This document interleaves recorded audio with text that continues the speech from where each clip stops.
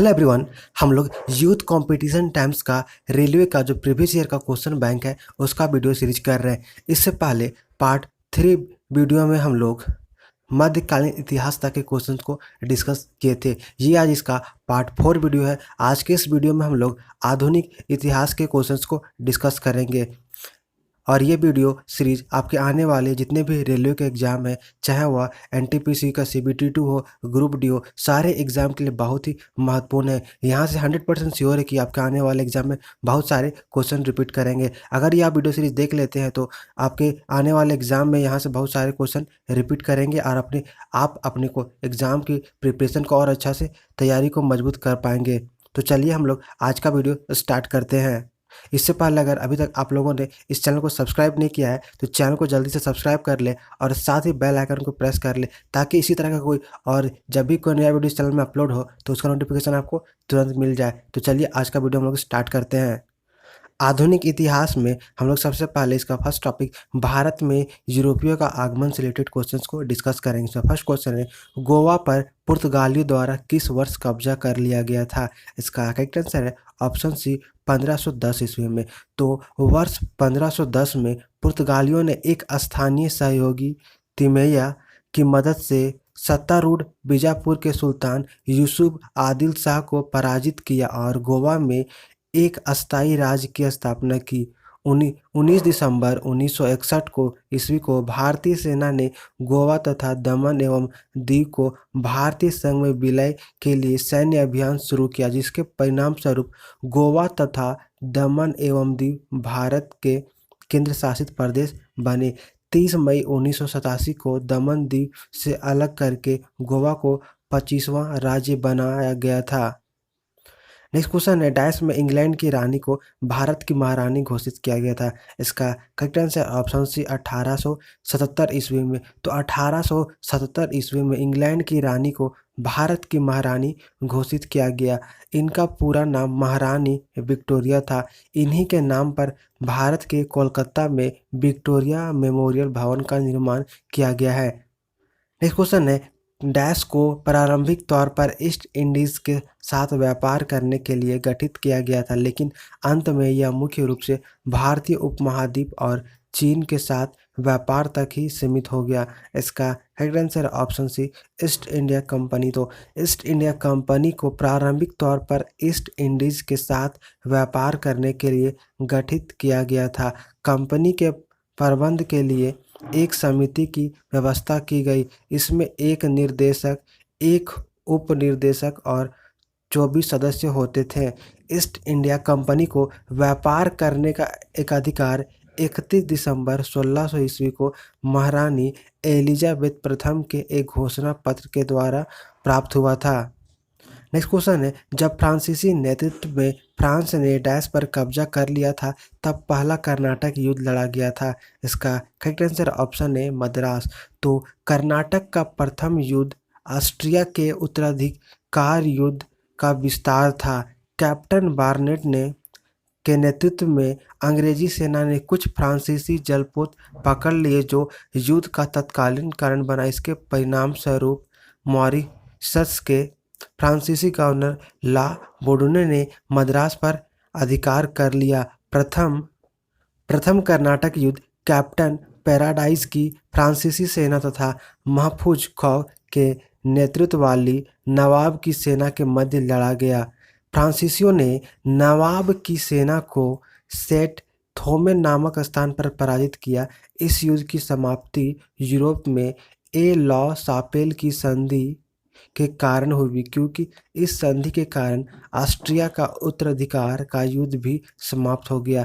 इस संधि से अंग्रेजों की मद्रास पुनः वापस मिल गया। किसको? तो अंग्रेजों को मद्रास पुनः वापस फिर से मिल गया। नेक्स्ट क्वेश्चन है, ईस्ट इंडिया कंपनी को 31 दिसंबर डैश को एलिजाबेथ प्रथम द्वारा अंग्रेजी रॉयल चार्टर दिया गया था। इसका करेक्ट आंसर है ऑप्शन बी 1600 ईस्वी।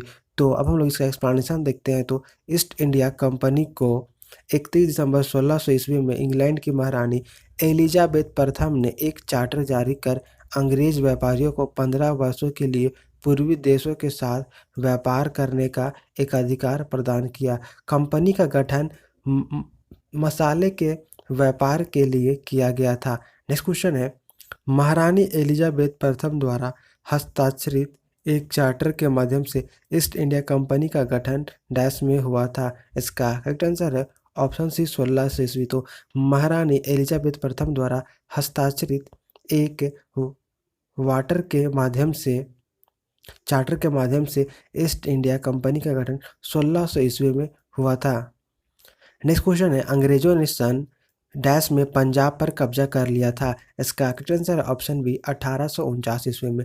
तो द्वितीय आंग्ल सिख युद्ध के तहत 3 युद्ध लड़े गए। गुजरात का युद्ध 21 फरवरी 1849 ईस्वी को लड़ा गया। अंग्रेजी सेना का नेतृत्व चार्ल्स नेपियर ने किया। किसने? तो चार्ल्स नेपियर ने किया। उसने चिनाब नदी के किनारे लड़े गए युद्ध में सिखों को परास्त कर पंजाब राज्य को ब्रिटिश साम्राज्य में मिला लिया तथा महाराजा दिलीप सिंह को 5 लाख रुपए का वार्षिक पेंशन देकर उन्हें शिक्षा प्राप्त करने इंग्लैंड भेज दिया गया। नेक्स्ट क्वेश्चन है, अंग्रेजों ने वर्ष डैश में उड़ीसा के खोडों के साथ शांति समझौते पर हस्ताक्षर किए थे। इसका करेक्ट आंसर ऑप्शन है 1848 ईस्वी। तो 1846 ईस्वी में उड़ीसा के खोंड समुदाय के लोगों ने चक्र बिसोई के नेतृत्व में विद्रोह किया। यह विद्रोह अंग्रेजी सरकार द्वारा पारंपरिक नर बलि पर रोक तथा नए करों के विरोध में किया गया। तत्पश्चात अंग्रेजों ने वर्ष 1848 में उड़ीसा के खोंडों के साथ शांति समझौते पर हस्ताक्षरित किए। इस विद्रोह की समाप्ति 1857 ईस्वी में हुई। नेक्स्ट क्वेश्चन है, ईस्ट इंडिया कंपनी की स्थापना के समय भारत का शासक कौन था? इसका करेक्ट आंसर है ऑप्शन बी अकबर। तो ईस्ट इंडिया कंपनी की स्थापना के समय भारत का शासक अकबर था। कौन था? तो अकबर था। अब हम लोग इसका एक्सप्लेनेशन देखते हैं। तो भारत में आए यूरोपीय कंपनियों में अंग्रेज सर्वाधिक सफल रहे। अंग्रेजों ने पूर्व में अपनी व्यापारिक गतिविधियों के लिए ब्रिटिश ईस्ट इंडिया नामक कंपनी बनाई, जिसकी स्थापना 1599 में इंग्लैंड के एक मर्चेंट एडवेंचर्स नामक दल के द्वारा the United company of merchant of London trading into the east Indies के नाम से की गई थी। दिसंबर 1600 ईस्वी में ब्रिटेन की महारानी एलिजाबेथ प्रथम ने ईस्ट इंडिया कंपनी को पूर्वी एवं दक्षिण पूर्वी भारत के साथ व्यापार के लिए 15 वर्षों के लिए एक अधिकार पत्र प्रदान किया। उस समय भारत का शासक मुगल सम्राट अकबर था। कौन था? तो अकबर था, जिसका शासनकाल 1556 से 1605 ईस्वी तक था। वह मुगल काल का सबसे महान शासक था। नेक्स्ट क्वेश्चन है, भारत में फोर्ट विलियम्स डैश नदी के किनारे स्थित है। इसका correct answer option B Hooghly. तो भारत में फोर्ट विलियम्स कोलकाता में हुगली नदी के किनारे बसा एक किला है। कहाँ पर? तो कोलकाता में हुगली नदी के किनारे बसा एक किला है। इस किले का निर्माण 1781 ईस्वी में हुआ था। इसके प्रथम प्रेसिडेंट चार्ल्स आयर थे। कौन थे? तो चार्ल्स आयर थे। लॉर्ड वेलेस्ली के समय में इस किले में भारतीय नागरिक सेवा में भर्ती हुए युवकों को प्रशिक्षण यानी कि ट्रेनिंग किया जाता था। नेक्स्ट क्वेश्चन है, 1505 में भारत के पहले पुर्तगाली वायसराय द्वारा किस किले का निर्माण कराया गया था? इसका करेक्ट आंसर है option A Saint Angelo fort. तो सेंट एंजेलो फोर्ट केरल के कन्नूर नगर में स्थित है। कहाँ? तो केरल के कन्नूर नगर में स्थित है। इसका निर्माण 1505 ईस्वी में प्रथम पुर्तगाली वायसराय फ्रांसिस्को डी अल्मीडा द्वारा करवाया गया था। पुर्तगालियों के बाद इस पर डचों का नियंत्रण हो गया। तत्पश्चात अंग्रेजों ने इस पर अधिकार कर लिया। वर्तमान में यह किला भारतीय पुरातात्विक सर्वेक्षण विभाग के अधीन है। नेक्स्ट क्वेश्चन है, भारत में अपने नियंत्रण को बढ़ाने हेतु ब्रिटिश और भारतीयों के बीच कई युद्ध लड़े गए थे, परंतु निम्नलिखित में से युद्ध जो उसमें शामिल नहीं था। इसका करेक्ट आंसर है ऑप्शन डी एंग्लो बांग्ला। तो भारत में अपने नियंत्रण को बढ़ाने हेतु ब्रिटिश और भारतीयों के बीच कई युद्ध लड़े गए थे, परंतु एंग्लो बांग्ला युद्ध इनमें से शामिल नहीं था। 23 जून 1757 ईस्वी को बंगाल में प्लासी का युद्ध हुआ था, जो अंग्रेजों और बंगाल के नवाब सिराजुद्दौला के मध्य हुआ था, जिसमें नवाब की हार हुई थी।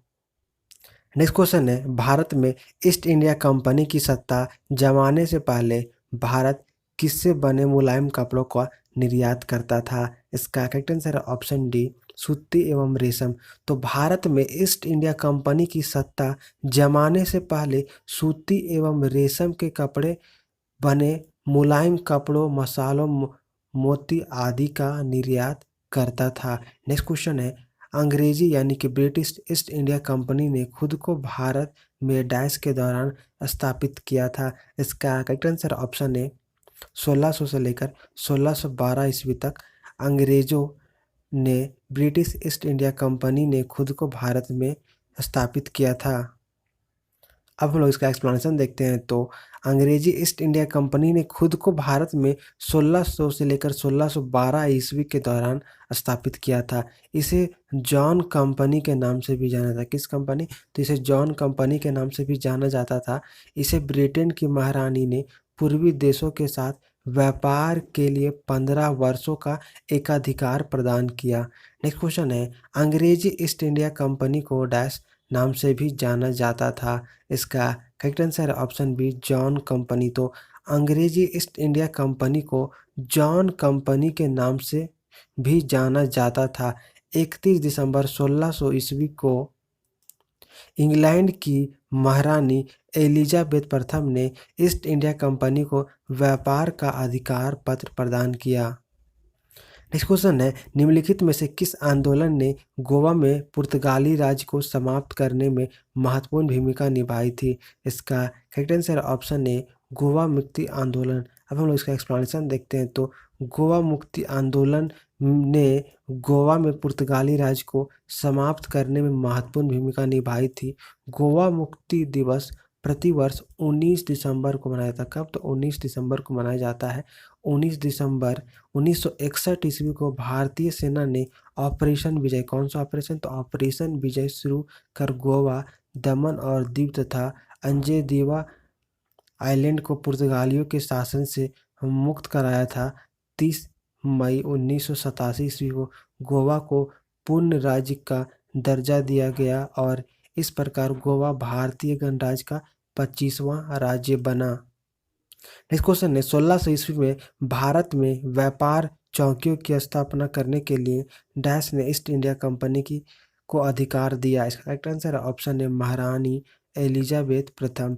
तो 31 दिसंबर 1600 ईस्वी को भारत में व्यापार चौकियों की स्थापना के लिए महारानी एलिजाबेथ प्रथम ने ईस्ट इंडिया कंपनी को अधिकार पत्र प्रदान किया।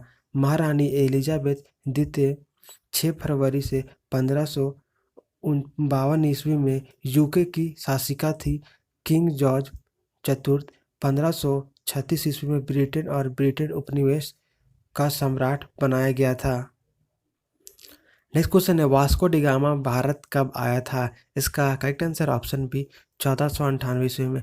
तो 17 मई 1498 ईस्वी को वास्को डी गामा भारत के पश्चिमी तट पर स्थित कालीकट बंदरगाह पहुंचा तथा भारत एवं यूरोप के बीच नए समुद्री मार्ग की खोज की।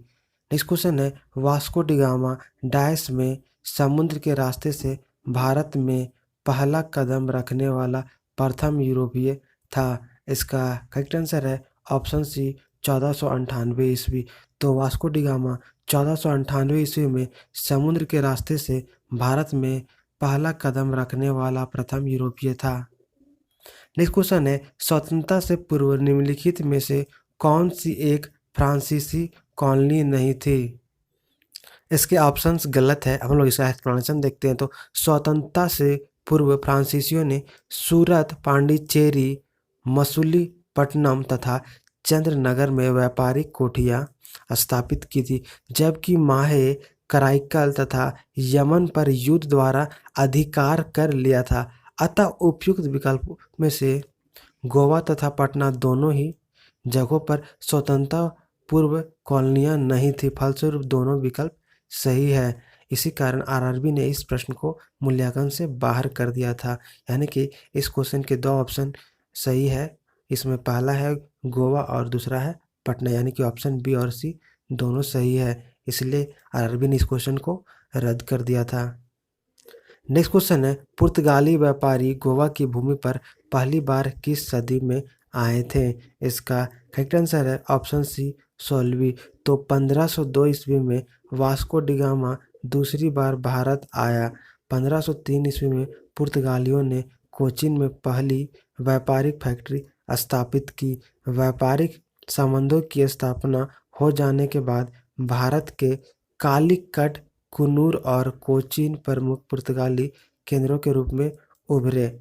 1510 ईस्वी में पुर्तगाली गवर्नर अल-बुकुक ने बीजापुर के आदिल शाही सुल्तान से गोवा जीत लिया। गोवा की विजय ने दक्षिण पश्चिम समुद्र तट पर पुर्तगाली नौसैनिक प्रभुत्व की मुहर लगा दी।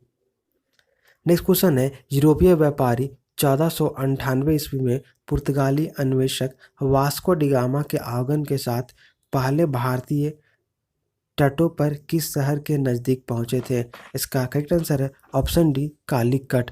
तो यूरोपीय व्यापारी वास्को डिगामा 1498 ईस्वी में कालीकट पहुंचा। कब? तो 1498 ईस्वी में कालीकट पहुंचा था। वहां के राजा जमोरिन ने उसका स्वागत किया तथा उसे मसाले, जड़ी बूटियां इत्यादि ले जाने की आज्ञा प्रदान की। नेक्स्ट क्वेश्चन है, फ्रांसीसी खोजकर्ता वास्को डिगामा पहली बार समुद्र के रास्ते भारत में कहाँ उतरा था? इसका करेक्ट आंसर है ऑप्शन ए कपडकडाबू, केरल में। तो पुर्तगाली अन्वेषक वास्को डिगामा 17 मई 1498 ईस्वी को कालीकट बंदरगाह पर कपक डाबू यानी कि केरल नामक स्थान पर उतरा था। नेक्स्ट क्वेश्चन है, पुर्तगालियों द्वारा वर्ष 1662 में इंग्लैंड के राजा चार्ल्स द्वितीय को पुर्तगाल के राजा की बहन से शादी करने पर दहेज के रूप में किस भारतीय शहर को उपहार स्वरूप दिया गया था? इसका करेक्ट आंसर है ऑप्शन ए मुंबई। मुंबई 7 द्वीपों का एक समूह है जिसे 1534 में पुर्तगालियों ने गुजरात के बहादुर शाह से छीना था। किससे? तो पुर्तगालियों ने गुजरात के बहादुर शाह से छीना था। पुर्तगालियों ने वर्ष 1661 ईस्वी में इंग्लैंड के राजा चार्ल्स द्वितीय तथा पुर्तगाली राजकुमारी कैथरीन डी भगाजा के विवाह के अवसर पर दहेज स्वरूप मुंबई चार्ल्स द्वितीय को भेंट कर दिया। नेक्स्ट क्वेश्चन है, भारत में अंग्रेजों द्वारा निर्मित पहला किला कौन सा था? इसका correct answer option A fort Saint George. तो भारत में अंग्रेजों द्वारा निर्मित पहला किला फोर्ट सेंट जॉर्ज था। अब हम लोग इसका एक्सप्लेनेशन देखते हैं। तो भारत में अंग्रेजों द्वारा निर्मित पहला किला फोर्ट सेंट जॉर्ज था। इसकी स्थापना 1640 ईस्वी में, कब? तो 1640 ईस्वी में ब्रिटिश ईस्ट इंडिया कंपनी के कर्मचारी फ्रांसिस डे ने मद्रास, जो अभी चेन्नई है, में करवाई थी। इस किले को व्हाइट टाउन के नाम से भी जाना जाता है। नेक्स्ट क्वेश्चन है, केप ऑफ गुड होप कहाँ स्थित है? इसका करेक्ट आंसर है ऑप्शन बी दक्षिण अफ्रीका। तो केप ऑफ गुड होप को उत्तमाशा अंतरिक्ष भी कहा जाता है। यह दक्षिण अफ्रीका के पश्चिमी तट पर स्थित है। पुर्तगाली यात्री वास्को डिगामा ने उत्तमाशा अंतरिक्ष होकर ही भारत की खोज की थी। नेक्स्ट क्वेश्चन है, अरब व्यापारियों ने लाल सागर और भूमध्य बंदरगाहों के माध्यम से भारतीय वस्तुओं को डैश देशों में भेजा। इसका करेक्ट आंसर है ऑप्शन बी यूरोपीय। अब हम लोग इसका एक्सप्लेनेशन देखते हैं। तो अरब व्यापारियों ने लाल सागर तथा भूमध्य सागर के बंदरगाहों के माध्यम से भारतीय वस्तुओं का यूरोप में व्यापार किया। 1498 ईस्वी में पुर्तगाली नाविक वास्को डिगामा ने भारत के समुद्री मार्ग की खोज की। 1869 ईस्वी में स्वेज नहर का निर्माण किया गया जो लाल सागर तथा भूमध्य सागर को जोड़ती है। कौन सा? तो स्वेज नहर का निर्माण करवाया गया जो लाल सागर तथा भूमध्य सागर को जोड़ती थी। इस नहर ने भारत और यूरोप के बीच की दूरी को 7000 किलोमीटर तक घटा दिया। अब हम लोग आधुनिक इतिहास के नेक्स्ट टॉपिक मराठों का उदय एवं विकास के क्वेश्चंस को डिस्कस करेंगे। इसमें पहला क्वेश्चन है, शिवाजी ने 1660 के दशक में हमलों की श्रृंखला का नेतृत्व करने के लिए डैश रणनीति और सैन्य रणनीतियों का उपयोग किया। इसका करेक्ट आंसर है ऑप्शन सी, गुरिल्ला। अब हम लोग इसका एक्सप्लेनेशन देखते हैं। तो शिवाजी का जन्म पूना के निकट शिवनेरी के दुर्ग शाहजी भोसले की प्रथम पत्नी जीजाबाई के गर्भ से 1627 ईस्वी में हुआ था। इनके आरंभिक जीवन पर उनकी माता जीजाबाई और गुरु एवं संरक्षक दादी जी कोटदेव के व्यक्तित्व का अत्यधिक प्रभाव पड़ा। इन्होंने मालवा प्रदेश को अपने जीवन की प्रारंभिक कार्यस्थली बनाया। इन्होंने 1660 ईस्वी के दशक में एक नई युद्ध शैली को जन्म दिया, जिसे गोरिल्ला रणनीति यानी कि छापा मार नीति के नाम से भी जाना जाता है। नेक्स्ट क्वेश्चन है, शिवाजी का जन्म इनमें से किस किले में हुआ था? इसका correct answer option D, Shivneri. तो शिवाजी का जन्म शिवनेरी के किले में हुआ था। नेक्स्ट क्वेश्चन है, डैश ने नागरिक सरकार के सर्वोच्च प्रमुख के रूप में अष्टप्रधान नामक 8 मंत्रियों की एक परिषद नियुक्त की। इसका correct answer option B, Shivaji. तो शिवाजी ने नागरिक सरकार के सर्वोच्च प्रमुख के रूप में अष्टप्रधान नामक 8 मंत्रियों की एक परिषद नियुक्त की। अब हम लोग इसका एक्सप्लेनेशन देखते हैं। तो शिवाजी ने शासन संबंधी कार्यों में परामर्श लेने के लिए अष्टप्रधान नामक एक प्रधान मंत्री परिषद का निर्माण किया था, जिसमें 8 मंत्री थे। इसमें पहला था पेशवा, दूसरा है आमद, तीसरा है वाकयानवीस, तीसरा है चिटनीस, चौथा है सुमंत, पांचवा है सुमंत, छठा है सर ए नौबत, सातवां है पंडित राव और आठवां न्यायाधीश है। नेक्स्ट क्वेश्चन है, पानीपत की तीसरी लड़ाई वर्ष में लड़ी गई थी। इसका करेक्ट आंसर ऑप्शन ए, 1761। तो पानीपत की तीसरी लड़ाई वर्ष 1761 में लड़ी गई थी। यह युद्ध अहमद शाह अब्दाली और मराठों के बीच हुआ था। कब? तो पानीपत की तीसरी लड़ाई याद रखिएगा 1761 ईस्वी में लड़ी गई थी और यह युद्ध अहमद शाह अब्दाली और मराठों के बीच हुई थी। इस युद्ध में मराठों का सेनापति सदाशिवराव भाऊ था। कौन था? इस युद्ध में मराठों का सेनापति सदाशिवराव भाऊ था। इस युद्ध में अहमद शाह अब्दाली विजयी हुआ था। कौन? तो इस युद्ध में अहमद शाह अब्दाली विजयी हुआ था। इस युद्ध के प्रत्यक्षदर्शी काशीराज पंडित ने कहा, पानीपत का तीर्थ युद्ध मराठों के लिए प्रलयकारी सिद्ध हुआ। नेक्स्ट क्वेश्चन है, पानीपत के तीसरे युद्ध में अहमद शाह अब्दाली से किसने युद्ध किया था? इसका करेक्ट आंसर है ऑप्शन सी, मराठा। तो पानीपत के तीसरे युद्ध में अहमद शाह अब्दाली से मराठा ने युद्ध किया था। नेक्स्ट क्वेश्चन है, साल 22 की संधि पर डैश ने हस्ताक्षर किए गए थे, जिसने पहले एंग्लो मराठा युद्ध को समाप्त कर दिया था। इसका करेक्ट आंसर है ऑप्शन बी, मई 1782। तो साल 22 की संधि 17 मई 1782 ईस्वी को ईस्ट इंडिया कंपनी और पूना दरबार के बीच हुई थी। किसके बीच? तो ईस्ट इंडिया कंपनी और पूना दरबार के बीच हुई थी। फरवरी 1783 ईस्वी में पेशवा की सरकार ने इसकी पुष्टि कर दी थी। इसके फलस्वरूप 1775 ईस्वी से चल रहा प्रथम आंग्ल मराठा युद्ध समाप्त हो गया। नेक्स्ट क्वेश्चन है, मराठों ने सन डैश में अहमद शाह अब्दाली से पराजित होकर सत्ता खो दी थी। इसका करेक्ट आंसर है ऑप्शन बी, 1761। तो मराठों ने सन 1761 में अहमद शाह अब्दाली से पराजित होकर सत्ता खो दी थी। पानीपत का तीसरा युद्ध 14 जनवरी 1761 ईस्वी को अहमद शाह अब्दाली और मराठों के बीच हुआ, जिसमें मराठों की हार हुई। इस युद्ध को 18वीं सदी का सबसे बड़ा युद्ध माना जाता है।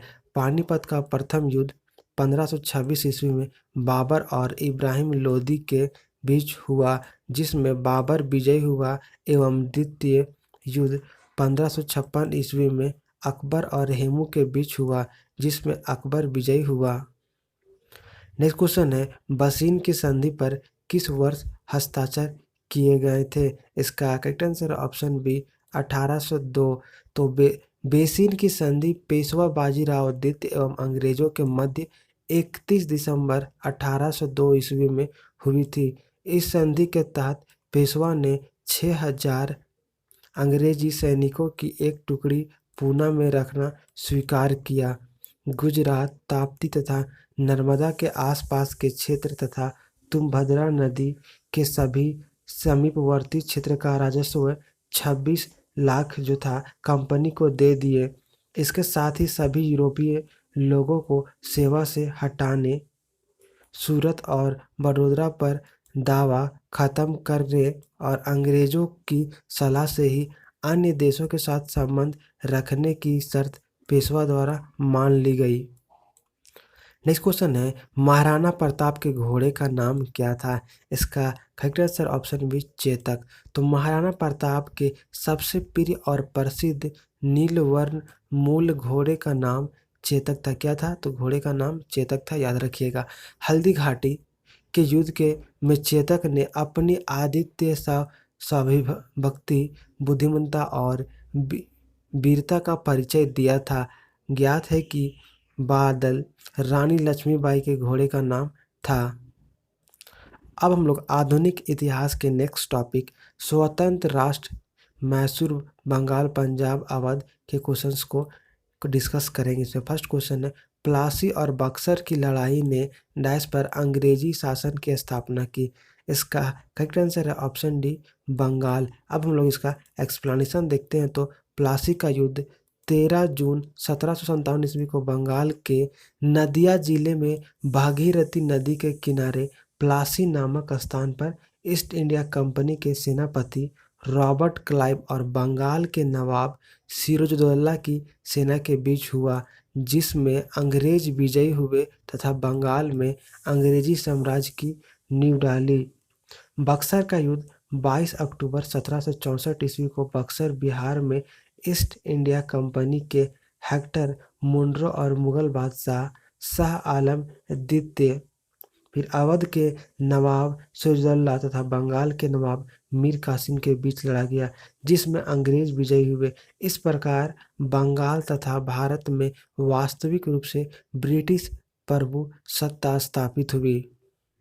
नेक्स्ट क्वेश्चन है, प्लासी युद्ध डैश लड़ा गया था। इसका करेक्ट आंसर है ऑप्शन सी 27 जून 1757। तो प्लासी का युद्ध 23 जून 1757 ईस्वी को लड़ा गया था। नेक्स्ट क्वेश्चन है, ब्रिटिश द्वारा प्लासी युद्ध किसके नेतृत्व में लड़ा गया था? इसका करेक्ट आंसर है ऑप्शन ए रॉबर्ट क्लाइव। तो ब्रिटिश द्वारा प्लासी का युद्ध रॉबर्ट क्लाइव के नेतृत्व में लड़ा गया था। नेक्स्ट क्वेश्चन है, प्लासी की लड़ाई किस नदी के तट पर हुई थी? इसका करेक्ट आंसर है ऑप्शन बी भागीरथी। तो प्लासी की लड़ाई भागीरथी नदी के तट पर हुई थी। नेक्स्ट क्वेश्चन है, मुर्शिद कुली खान ने खुद को बंगाल का नवाब घोषित कर दिया और अपनी राजधानी बांका से हटाकर कर दी थी। इसका करेक्ट आंसर है ऑप्शन डी मुर्शिदाबाद। तो मुर्शिद कुली खान ने खुद को बंगाल का नवाब घोषित कर दिया और अपनी राजधानी बांका से हटाकर मुर्शिदाबाद कर दी। अब हम लोग इसका एक्सप्लेनेशन देखते हैं। तो औरंगजेब के पोते अजीम मुस्तान ने मतभेद के कारण मुर्शिद कुली खां ने अपनी राजधानी ढाका से मुर्शिदाबाद स्थानांतरित कर दी।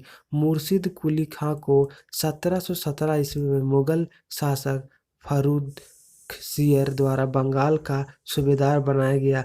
यह मुगल सम्राट द्वारा नियुक्त अंतिम सूबेदार था। इसी के साथ बंगाल में वंशानुगत सूबेदारी शासन की शुरुआत हुई। नेक्स्ट क्वेश्चन है, हैदर अली ने अंग्रेजों के साथ मद्रास संधि पर हस्ताक्षर किए, जिसमें दोनों उनके उभयनिष्ठ शत्रु डैश के विरुद्ध परस्पर मदद के लिए सहमत हुए थे। इसका करेक्ट आंसर है ऑप्शन सी मराठा। अब हम लोग इसका एक्सप्लेनेशन देखते हैं। तो सन 1760 में हैदर अली मैसूर का शासक बना तथा इसका उत्तराधिकारी टीपू सुल्तान हुआ। प्रथम आंग्ल मैसूर युद्ध में हैदर अली और अंग्रेजों के बीच हुआ, जिसमें हैदर अली ने अंग्रेजों के साथ मद्रास की संधि पर हस्ताक्षर किए और ये अपने उभयनिष्ठ शत्रु मराठों के विरुद्ध परस्पर मदद के लिए सहमत हो गए। नेक्स्ट क्वेश्चन है, डैश भारत की स्वतंत्रता से पहले सबसे बड़ा सामंती राज्य था। इसका करेक्ट आंसर है ऑप्शन सी हैदराबाद। तो भारत में स्वतंत्रता से पहले सबसे बड़ा सामंती राज्य हैदराबाद था। स्वतंत्रता के पश्चात ऑपरेशन पोलो के तहत इस राज्य को भारतीय संघ में शामिल किया गया। नेक्स्ट क्वेश्चन है, निम्नलिखित में से किस संधि के परिणाम स्वरूप तृतीय आंग्ल मैसूर युद्ध समाप्त हो गया था। इसका करेक्ट आंसर है ऑप्शन ए श्रीरंगपट्टनम की संधि। अब हम लोग इसका एक्सप्लेनेशन देखते हैं। तो तृतीय आंग्ल मैसूर युद्ध अंग्रेजों तथा टीपू सुल्तान के मध्य हुआ था। फ्रांसीसियों के साथ गांठ का आरोप लगाकर कॉर्नवालिस ने टीपू पर आक्रमण कर दिया। युद्ध के पूर्व ही कॉर्नवालिस ने निजाम और मराठों को अपनी तरफ मिला लिया था। अतः टीपू सुल्तान को श्रीरंगपट्टनम की संधि करनी पड़ी, जिसके अनुसार इसमें टीपू को आधा राज्य तथा 3 करोड़ रुपए अंग्रेजों को युद्ध क्षति के रूप में देने पड़े। दूसरा, तुरंत धनराशि न देने पर टीपू के दोनों पुत्र अंग्रेज के पास बंधक रखे गए। और तीसरा, टीपू के आधे राज्य को निजाम, मराठा तथा अंग्रेज में बांट लिया। नेक्स्ट क्वेश्चन है, डैश भारत के सबसे बड़े महलों में से एक जिसे अम्बा विलास के रूप में भी जाना जाता है और यह वाडियार महाराजा का निवास भी था। इसका करेक्ट आंसर ऑप्शन है मैसूर। तो अम्बा विलास महल मैसूर भारत में स्थित सबसे बड़े महलों में से एक है। यह कृष्णराज वाडियार चतुर्थ का निवास स्थान था। 1565 ईस्वी में तालीकोटा या बन्नीहट्टी के युद्ध में विजयनगर राज्य के ध्वस्त होने पर वाडियार वंश तिरुमल द्वारा स्थापित किया गया। 1761 ईस्वी में हैदर अली ने मैसूर राज्य की स्थापना की। नेक्स्ट क्वेश्चन है, टीपू सुल्तान मस्जिद कहाँ पर स्थित है। इसका correct answer option C Kolkata. तो टीपू सुल्तान का मंदिर कोलकाता में स्थित है। टीपू सुल्तान मस्जिद कोलकाता पश्चिम बंगाल में स्थित है। यह इस्लामी एवं मुगलिया वास्तुकला से संबंधित है। अब हम लोग आधुनिक इतिहास के नेक्स्ट टॉपिक औपनिवेशिक अर्थव्यवस्था के क्वेश्चंस को डिस्कस करेंगे। इसमें पहला क्वेश्चन है, अंग्रेजों ने भारत में क्षेत्रों को प्रांतों में विभाजित किया। बंगाल, बॉम्बे और मद्रास, जिन्हें डैश कहा जाता है। इसका करेक्ट आंसर है ऑप्शन है प्रेसिडेंसी। तो भारत के वर्तमान प्रांत, जिन्हें पूर्व काल में ब्रिटिश भारत के प्रेसिडेंसी तथा प्रेसिडेंसी कस्बे के रूप में जाना जाता था, ब्रिटिश शासन के दौरान अंग्रेजों के प्रशासनिक प्रभाव थे। इनका अस्तित्व 1612 से 1947 ईस्वी के मध्य रहा, जिसमें बंगाल, बिहार तथा बॉम्बे प्रेसिडेंसियों का प्रमुखता से उल्लेख मिलता है। नेक्स्ट क्वेश्चन है, सन 1853 में डैश एक यातायात के लिए पहला रेल मार्ग खोला गया था। इसका करेक्ट आंसर है ऑप्शन सी बॉम्बे से थाने। तो यातायात के लिए पहला रेल मार्ग 1853 ईस्वी में मुंबई से थाने के मध्य खोला गया था, जिस पर भारत की प्रथम ट्रेन 16 अप्रैल 1853 ईस्वी को चली। इस रेलगाड़ी को ब्रिटेन से मंगवाए गए 3 भाप इंजन सुल्तान सिंधु और साहिब ने खींचा था। कौन कौन? तो सुल्तान सिंधु और साहिब ने खींचा था। इस रेलगाड़ी ने 34 किलोमीटर का सफर तय किया था। नेक्स्ट क्वेश्चन है, भारत में पहली यात्री रेलगाड़ी निम्नलिखित में से किस राज्य में शुरू की गई थी। इसका करेक्ट आंसर है ऑप्शन ए महाराष्ट्र। तो भारत में सबसे पहले 16 अप्रैल 1853 ईस्वी को मुंबई से थाने के बीच पहली यात्री रेलगाड़ी चली। मुंबई से थाने के बीच चलने वाली प्रथम रेलगाड़ी में 3 भाप इंजन सिंधु, सुल्तान और साहिब लगे थे। कौन कौन? तो सिंधु, सुल्तान और साहिब 3 भाप इंजन लगे थे। नेक्स्ट क्वेश्चन है, स्वतंत्रता प्राप्ति से पूर्व भारत का सर्वश्रेष्ठ जूट मिल कहाँ स्थापित किया गया था। इसका करेक्ट आंसर है ऑप्शन बी बंगाल। तो स्वतंत्रता प्राप्ति से पूर्व भारत का सर्वप्रथम जूट मिल सिसरा बंगाल में स्थापित किया गया था। जूट का प्रथम कारखाना सन 1855 में स्कॉटलैंड के एक व्यापारी जॉर्ज ऑकलैंड ने बंगाल में श्री रामपुर के निकट स्थापित किया। इन कारखानों की संख्या 1939 ईस्वी में बढ़कर 103 हो गई। विभाजन के स्वरूप जूट के 112 कारखानों में से 102 कारखाने भारत के हिस्से में आए थे। नेक्स्ट क्वेश्चन है, चंपारण सत्याग्रह से पहले चंपारण के किसान पंचकठिया प्रणाली को अपनाते थे, जिसमें 1 बीघा भूमि के 5 कट्ठों में से डैश बोया जाता था। इसका करेक्ट आंसर है ऑप्शन ए नील। तो पंचकठिया नामक व्यवस्था में 1 बीघा जमीन की खेती में 5 कट्ठे में नील की खेती को करना अनिवार्य बना दिया गया था और इस व्यवस्था से किसान बहुत परेशान थे। यह परेशानी विद्रोह की शक्ल में उभरी तथा राजकुमार शुक्ल के आग्रह पर गांधी जी ने चंपारण सत्याग्रह 1917 ईस्वी में किया। नेक्स्ट क्वेश्चन है, डैश को बंगाल, बिहार और उड़ीसा में लॉर्ड कॉर्नवालिस द्वारा शुरू किया गया था। इसका करेक्ट आंसर है ऑप्शन ए अस्थायी बंदोबस्त। तो लॉर्ड कॉर्नवालिस द्वारा 1793 ईस्वी में बंगाल में अस्थायी बंदोबस्त की शुरुआत की गई। इस व्यवस्था के अनुसार जमींदार को एक निश्चित राजस्व की राशि ईस्ट इंडिया कंपनी को प्रतिवर्ष देनी होती थी। जो जमींदार अपनी निश्चित राशि नहीं चुका पाते थे, उनकी जमींदारी नीलाम कर दी जाती थी। नेक्स्ट क्वेश्चन है, वर्ष 1793 में बंगाल, बिहार और उड़ीसा में डैश शुरू की गई थी। इसका करेक्ट आंसर है ऑप्शन डी अस्थायी बंदोबस्त। तो दैत्य शासन की समाप्ति के पश्चात सन 1762 ईस्वी में बंगाल में इज्जतदारी प्रथा की शुरुआत हुई थी, जबकि लॉर्ड कॉर्नवालिस द्वारा सन 1793 ईस्वी में अस्थायी बंदोबस्त बिहार, बंगाल तथा उड़ीसा में लागू किया गया। रैयतवाड़ी व्यवस्था सन 1792 में मुख्य रूप से मद्रास और बम्बई में शुरू की गई थी। महालवाड़ी व्यवस्था 1833 ईस्वी में अवध, आगरा, पंजाब तथा मध्य प्रांत के अन्य क्षेत्रों में लागू की गई थी। नेक्स्ट क्वेश्चन है, वर्तमान के पश्चिम उत्तर प्रदेश, मध्य प्रदेश और पंजाब के कुछ हिस्सों में 1830 में डैश को शुरू किया गया था। इसका करेक्ट आंसर है ऑप्शन सी महालवाड़ी व्यवस्था।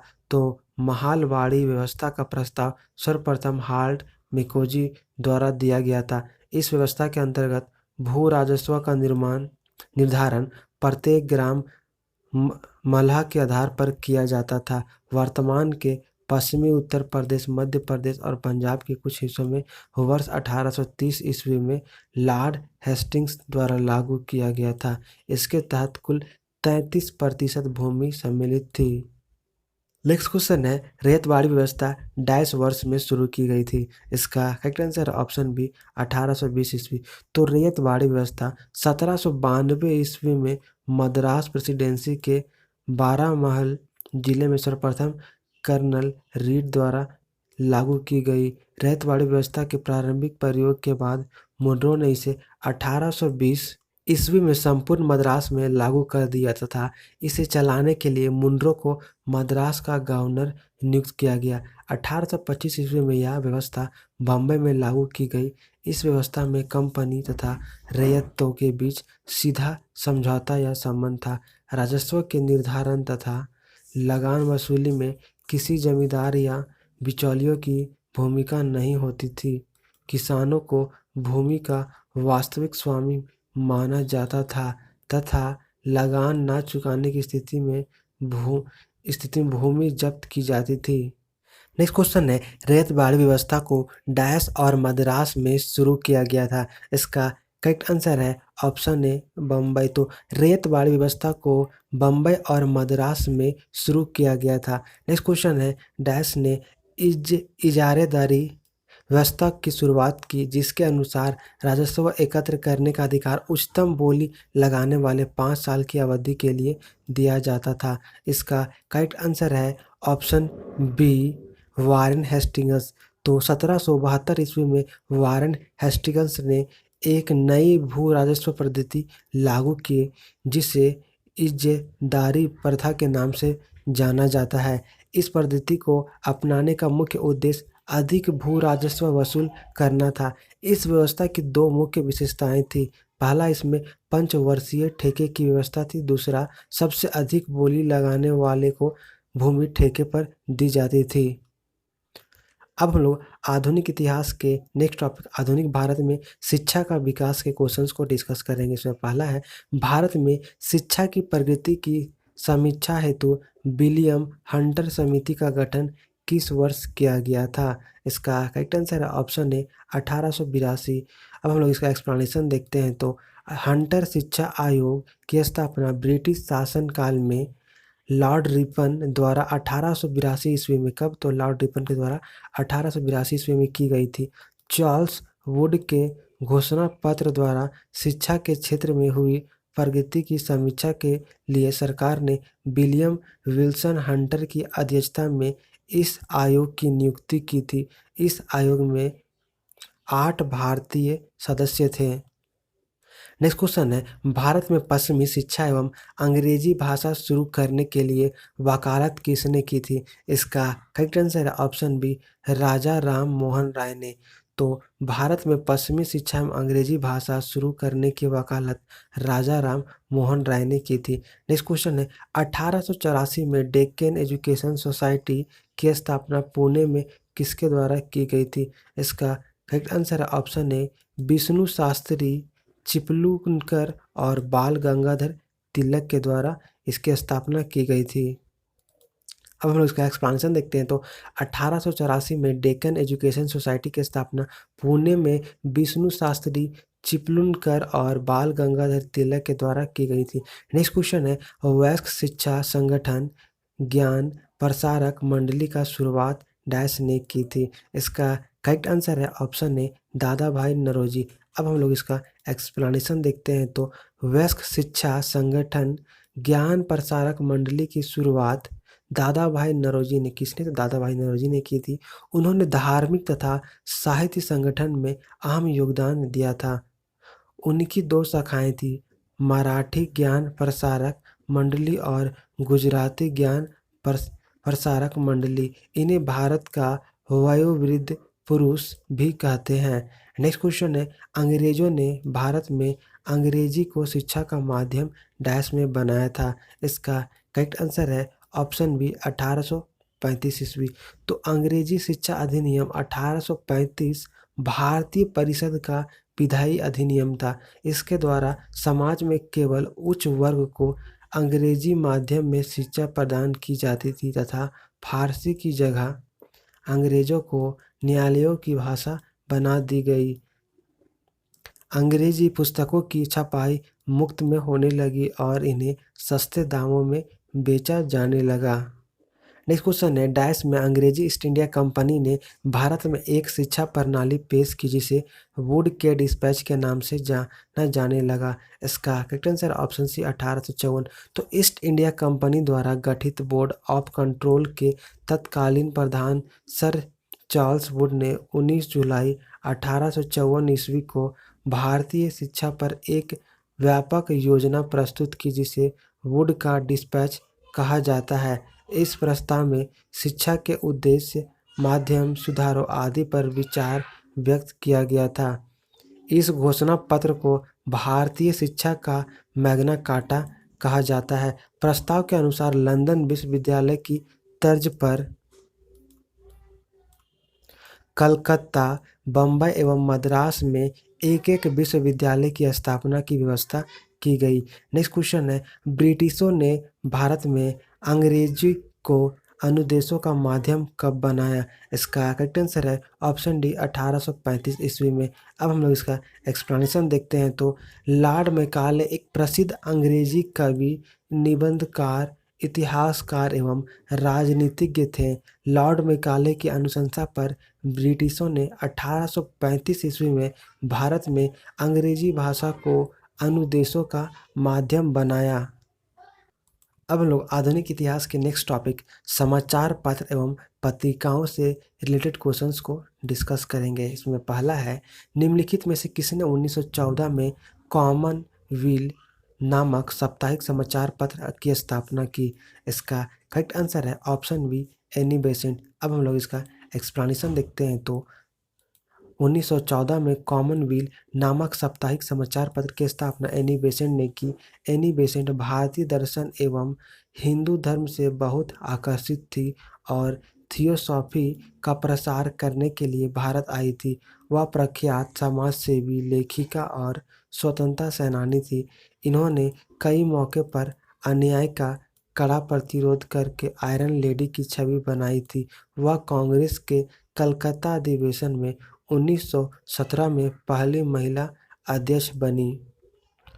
नेक्स्ट क्वेश्चन है, वर्ष 1778 में अंग्रेजों ने डैश में पहली प्रिंटिंग प्रेस की स्थापना की थी। इसका correct answer option B Calcutta. तो अंग्रेजों ने सन 1778 में भारत के कलकत्ता शहर में पहली प्रिंटिंग प्रेस की स्थापना की थी। तो याद रखिएगा, अंग्रेजों ने सन 1778 में भारत के कलकत्ता शहर में पहली प्रिंटिंग प्रेस की स्थापना की थी। जेम्स ऑगस्टस हिक्की द्वारा 1780 ईस्वी में प्रकाशित द बंगाल गजट को भारत का प्रथम अखबार माना जाता है। किसको? तो भारत का पहला अखबार द बंगाल गजट को माना जाता है। जबकि ईस्ट इंडिया कंपनी ने 1684 ईस्वी में बम्बई में अपना प्रथम प्रिंटिंग प्रेस स्थापित किया था। जोहान्स गुटेनबर्ग ने 1440 ईस्वी में प्रिंटिंग प्रेस का आविष्कार किया था। कब? तो जोहान्सबर्ग ने 1440 ईस्वी में प्रिंटिंग प्रेस का आविष्कार किया था। भारत में प्रथम प्रिंटिंग प्रेस पुर्तगालियों द्वारा गोवा में स्थापित की गई थी। कब? तो कहाँ? तो भारत में प्रथम प्रिंटिंग प्रेस पुर्तगालियों द्वारा, किसके द्वारा? तो पुर्तगालियों के द्वारा गोवा में स्थापित की गई थी। नेक्स्ट क्वेश्चन है, मराठी समाचार पत्र केसरी की स्थापना किसने की थी? इसका करेक्ट आंसर ऑप्शन सी बाल गंगाधर तिलक। तो केसरी का अर्थ शेर होता है। केसरी मराठी भाषा का समाचार पत्र है जिसकी स्थापना 1881 ईस्वी में बाल गंगाधर तिलक ने की थी। इस पत्र का उद्देश्य भारतीय स्वतंत्रता संग्राम को बानी देने के लिए किया गया। यह समाचार पत्र आज भी तिलक जी के वंशजों एवं केसरी मराठा ट्रस्ट द्वारा प्रकाशित होता है। नेक्स्ट क्वेश्चन है, भारतीय राष्ट्र आंदोलन के दौरान लोकमान्य तिलक द्वारा निम्नलिखित में से कौन सा समाचार पत्र निकाला गया था?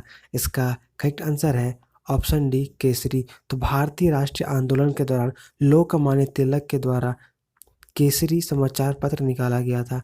नेक्स्ट क्वेश्चन है, भारत में पहला अखबार किसने शुरू किया? तो इसका करेक्ट आंसर है ऑप्शन डी जेम्स हिक्की। तो याद रखिएगा, भारत में पहला अखबार जेम्स हिक्की ने शुरू किया था। अब हम लोग इसका एक्सप्लेनेशन देखेंगे। तो भारत में प्रकाशित होने वाला पहला अखबार द बंगाल गजट एक अंग्रेजी भाषा का अखबार था। यह एक साप्ताहिक पत्रिका थी जिसका प्रकाशन कोलकाता से 1779 ईस्वी में आरंभ हुआ था। इसके प्रकाशक जेम्स ऑगस्ट हिक्की थे। नेक्स्ट क्वेश्चन है, समाचार पत्र the Bombay times and journal of commerce का प्रारंभ 1838 में हुआ था। डैश में इसका नाम बदलकर द टाइम्स ऑफ इंडिया कर दिया गया। इसका करेक्ट आंसर है ऑप्शन ए 1861 ईस्वी में। अब हम लोग इसका एक्सप्लेनेशन देखते हैं। तो अंग्रेजी में पढ़ा जाने वाला अखबार पत्र the Bombay times and journal of commerce 3 नवंबर 1838, कब? तो 3 नवंबर 1838 ईस्वी को मुंबई से प्रकाशित हुआ था। यह अखबार केवल शनिवार और बुधवार को प्रकाशित होता था। 1850 ईस्वी से यह दैनिक प्रकाशित होना शुरू हुआ। 1860 ईस्वी में अखबार के तत्कालीन संपादक रॉबर्ट नाइट ने उस समय के भारतीय शेयर होल्डर्स के शेयर खरीद लिए और भारत की पहली न्यूज एजेंसी की शुरुआत की और 1861 ईस्वी में इसका नाम बदलकर द टाइम्स ऑफ इंडिया कर दिया गया। नेक्स्ट क्वेश्चन है, स्वतंत्रता संग्राम में मदद करने के लिए लोकमान्य तिलक द्वारा कौन सा अखबार शुरू किया गया था? इसका करेक्ट आंसर है ऑप्शन ए केसरी। अब हम लोग इसका एक्सप्लेनेशन देखते हैं। तो बाल गंगाधर तिलक ने स्वतंत्रता संग्राम के दौरान केसरी, जो कि मराठी, और द मराठा, जो कि अंग्रेजी में था, के माध्यम से लोगों में राजनीतिक चेतना को जगाने का कार्य किया। तिलक का जन्म महाराष्ट्र के रत्नागिरी में 1856 में हुआ था और इनकी मृत्यु 1 अगस्त 1920 को असहयोग आंदोलन के दौरान हुआ। नेक्स्ट क्वेश्चन है, पहला हिंदी अखबार 30 मई 1826 को शुरू किया गया था। यह दिन हिंदी पत्रकारिता दिवस के रूप में भी मनाया जाता है। इस अखबार का नाम क्या था? इसका करेक्ट आंसर है ऑप्शन सी, उदंत मार्तंड। अब हम लोग इसका एक्सप्लेनेशन देखते हैं। तो उदंत मार्तंड हिंदी का प्रथम समाचार पत्र था। इसका प्रकाशन 30 मई 1826 ईस्वी में कोलकाता के एक साप्ताहिक पत्र के रूप में शुरू हुआ था। इसके संपादक पंडित जुगल किशोर शुक्ल थे। कौन थे? तो इसके संपादक पंडित जुगल किशोर शुक्ल थे। यह दिन 30 मई हिंदी पत्रकारिता दिवस के रूप में भी मनाया जाता है। बंगाल गजट भारत में प्रकाशित होने वाला अंग्रेजी भाषा का पहला समाचार पत्र था। इसके प्रकाशक जेम्स ऑगस्ट हिक्की थे। नेक्स्ट क्वेश्चन है, सर चार्ल्स विल्किंस निम्नलिखित में से किस अनुवाद के लिए प्रसिद्ध है? इसका करेक्ट आंसर है ऑप्शन सी, भगवत गीता का अंग्रेजी में। तो कंपनी भारत में कंपनी के अधीन प्रथम गवर्नर जनरल वारेन हेस्टिंग्स के समय में सर चार्ल्स विल्किंस ने भगवत गीता का अंग्रेजी में अनुवाद किया। नेक्स्ट क्वेश्चन है, भारतीय स्वतंत्रता के दौरान समाचार पत्र यंग इंडिया को किसके द्वारा प्रकाशित किया गया था? इसका करेक्ट आंसर है ऑप्शन सी, महात्मा गांधी। तो भारतीय स्वतंत्रता के दौरान समाचार पत्र यंग इंडिया को महात्मा गांधी के द्वारा प्रकाशित किया गया था। अब हम लोग इसका एक्सप्लेनेशन देखते हैं। तो भारतीय स्वतंत्रता के दौरान समाचार पत्र यंग इंडिया को महात्मा गांधी द्वारा प्रकाशित किया गया था। गांधी जी के अन्य समाचार पत्र नवजीवन तथा हरिजन है। नेक्स्ट क्वेश्चन है, चार्ल्स विल्किंस का भागवत गीता का अंग्रेजी संस्करण पहले किस वर्ष में प्रकाशित किया गया था? इसका करेक्ट आंसर है ऑप्शन सी, 1785 ईस्वी। तो चार्ल्स विल्किंस का द्वारा अनुवादित भागवत गीता का अंग्रेजी संस्करण पहले वर्ष 1785 में प्रकाशित किया गया था। गीता का फारसी में अनुवाद द्वारा सिकोह ने किया था। अब हम लोग आधुनिक इतिहास के नेक्स्ट टॉपिक 1857 के विद्रोह से रिलेटेड क्वेश्चंस को डिस्कस करेंगे। इसमें पहला क्वेश्चन है, सिपाही विद्रोह के दौरान भारत का गवर्नर जनरल कौन था? इसका करेक्ट आंसर है ऑप्शन डी, लॉर्ड कैनिंग। तो हम लोग इसका एक्सप्लेनेशन देखते हैं। तो सिपाही विद्रोह का आरंभ मेरठ से 10 मई 1857 ईस्वी को हुआ था। कब? तो सिपाही विद्रोह का आरंभ मेरठ से 10 मई 1857 ईस्वी को हुआ था। मेरठ छावनी के सिपाही विद्रोह करते हुए 11 मई 1857 ईस्वी को दिल्ली पहुंचकर अंतिम मुगल बादशाह बहादुर शाह जफर द्वितीय को शाहजाह ए हिंदुस्तान घोषित कर दिए। इस विद्रोह का तत्कालीन कारण ब्राउन गैस के स्थान पर एनफील्ड राइफल चर्बीयुक्त कारतूसों का प्रयोग था। उस समय भारत का गवर्नर जनरल लॉर्ड कैनिंग था। 1857 की क्रांति का प्रतीक चिन्ह कमल का फूल तथा रोटी था तथा सरकारी इतिहासकार सुरेंद्रनाथ सेन थे। नेक्स्ट क्वेश्चन है, डैश पर 1857 के विद्रोह के विद्रोहियों का नेतृत्व करने के आरोप में मुकदमा चलाया गया और रंगून निर्वासित किया गया, जहां उनका 1862 में निर्धन हो गया। इसका करेक्ट आंसर है ऑप्शन बी, बहादुर शाह जफर। तो बहादुर शाह जफर ने 1857 के विद्रोह का नेतृत्व किया तथा 12 मई 1857 ईस्वी को बहादुर शाह जफर को भारत का बादशाह घोषित किया गया। बाद में इन पर मुकदमा चलाकर रंगून, जो अब जिसे बर्मा बोलते हैं, भेज दिया गया, जहां 1862 ईस्वी में इनकी मृत्यु हो गई। नेक्स्ट क्वेश्चन है, डैश में एक बड़ी हलचल हुई जिसने ब्रिटिश साम्राज्य की नींव को हिलाकर रख दिया और इसे अक्सर स्वतंत्रता का पहला युद्ध कहा जाता है। इसका करेक्ट आंसर है ऑप्शन बी, 1857। अब हम लोग इसका एक्सप्लेनेशन देखते हैं। तो 1857 की क्रांति का प्रारंभ 10 मई को मेरठ से हुआ था। कहाँ से? तो 10 मई को मेरठ से हुआ था। इस समय भारत का गवर्नर जनरल लॉर्ड कैनिंग था। कौन था? तो इसमें भारत का गवर्नर जनरल लॉर्ड कैनिंग था, याद रखिएगा। इस विद्रोह को स्वतंत्रता का संग्राम, सिपाही विद्रोह, हिंदू मुस्लिम षड्यंत्र आदि के संज्ञा भी दिया गया था। क्या क्या? तो इस विद्रोह को स्वतंत्रता का संग्राम, सिपाही विद्रोह, हिंदू मुस्लिम षड्यंत्र आदि का भी संज्ञा दी गई है। 26 फरवरी 1857 ईस्वी को बहरामपुर की 19वीं नेटिव इन्फेंट्री को विघटित कर दिया गया क्योंकि सिपाहियों ने नई कारतूस के प्रयोग से इनकार कर दिया। 10 मई 1857 ईस्वी को मेरठ में तैनात पूरी भारतीय सेना ने विद्रोह कर दिया और अपने अधिकारियों पर गोलियां चलाई। विद्रोहियों ने 12 मई 1857 ईस्वी को दिल्ली पर अधिकार कर लिया तथा बहादुर शाह द्वितीय को भारत का सम्राट घोषित किया। इसके पश्चात यह विद्रोह अवध, रुहेलखंड, पश्चिम बिहार तथा उत्तर पश्चिम प्रांतों में फैल गया। नेक्स्ट क्वेश्चन है, सिपाही बगावत कहाँ से शुरू हुई? इसका correct answer option D Meerut. तो सिपाही बगावत मेरठ से शुरू हुई। नेक्स्ट क्वेश्चन है, भारतीय स्वतंत्रता का पहला युद्ध वर्ष डैश में लड़ा गया था? इसका करेक्ट आंसर ऑप्शन बी 1857। तो भारतीय स्वतंत्रता का पहला युद्ध वर्ष 1857 ईस्वी में लड़ा गया था। नेक्स्ट क्वेश्चन है, डैश में एक प्रमुख काया पलट हुई जिसने ब्रिटिश शासन की नींव को हिलाकर रख दिया और इसे अक्सर स्वतंत्रता का पहला युद्ध कहा जाता है। इसका करेक्ट आंसर ऑप्शन बी 1857। तो 1857 ईस्वी में एक प्रमुख काया पलट हुई जिसने ब्रिटिश शासन की नींव को हिलाकर रख दिया और इसे अक्सर स्वतंत्रता का पहला युद्ध कहा जाता है। नेक्स्ट क्वेश्चन है, निम्नलिखित में से किसका पहले भारतीय आज़ादी के युद्ध के रूप में वर्णन किया गया था? इसका करेक्ट आंसर है ऑप्शन बी 1857 के विद्रोह। तो निम्न में से 1857 के विद्रोह का पहले भारतीय आज़ादी के रूप में वर्णन किया गया था। नेक्स्ट क्वेश्चन है, अंग्रेजों से लड़ते हुए रानी लक्ष्मीबाई डैश 1858 को शहीद हुई थी। इसका कोई ऑप्शन करेक्ट नहीं है। अब हम लोग इसका एक्सप्लेनेशन देखते हैं। तो रानी लक्ष्मीबाई का जन्म 19 नवंबर 1835 ईस्वी को काशी में हुआ था। कहाँ? तो काशी में हुआ था। इनके पिता मरणोपंत तांबे थे। कौन? तो इनके पिता मोरोपंत तांबे थे।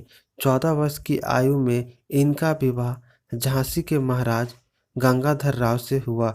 झांसी में 1857 के विद्रोह का नेतृत्व रानी लक्ष्मीबाई ने किया। इन्होंने अंग्रेजों का डटकर मुकाबला किया और अंततः 17 जून 1858 ईस्वी में ग्वालियर के निकट कोटा की सराय में जनरल हुरोज से लड़ते हुए वीरगति को प्राप्त हुई। इनकी मृत्यु पर हुरोज ने कहा, भारतीय विद्रोहियों में यह सोई हुई अकेली मर्द है। नेक्स्ट क्वेश्चन है, अंग्रेजों से लड़ते हुए रानी लक्ष्मीबाई सन डैश में शहीद हो गई। इसका करेक्ट आंसर है ऑप्शन बी 1858। तो अंग्रेजों से लड़ते हुए रानी लक्ष्मीबाई सन 1858 में शहीद हो गई। नेक्स्ट क्वेश्चन है, ब्रिटिश से लड़ते हुए रानी लक्ष्मीबाई का देहांत कहाँ पर हुआ था? इसका करेक्ट आंसर है ऑप्शन बी ग्वालियर। तो ब्रिटिश से लड़ते हुए रानी लक्ष्मीबाई का देहांत ग्वालियर में हुआ था।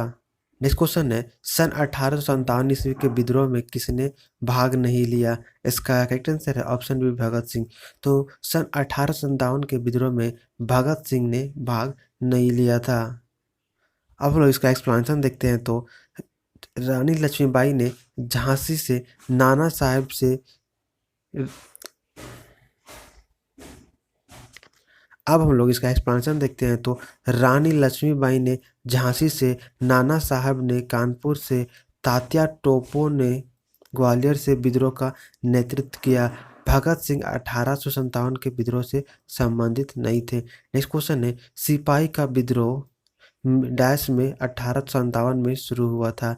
इसका करेक्ट आंसर है ऑप्शन बी मेरठ। तो अब हम लोग इसका एक्सप्लेनेशन देखते हैं। तो वर्ष 1857 की सबसे महत्वपूर्ण एवं पहली घटना बैरकपुर छावनी जो कि पश्चिम बंगाल में है में घटित हुई, जहां 29 मार्च 1857 ईस्वी को मंगल पांडे नाम के सिपाही ने गाय एवं सुअर की चर्बी से तैयार कारतूसों के प्रयोग से इनकार कर दिया और अपने उच्च अधिकारियों की हत्या कर दी। 18 अप्रैल 1857 ईस्वी को मंगल पांडे को फांसी दे दी गई। 10 मई 1857 ईस्वी को मेरठ छावनी की पैदल सैन्य टुकड़ी ने भी इन कारतूसों का विरोध किया। 12 मई 1857 ईस्वी को विरोधियों ने दिल्ली पर आकर अधिकार कर लिया एवं बहादुर शाह जफर द्वितीय को अपना सम्राट घोषित किया। नेक्स्ट क्वेश्चन है, इनमें से किस एक स्वतंत्रता सेनानी का मूल नाम मनिक की निकला था? मनिक निका मनिक निका।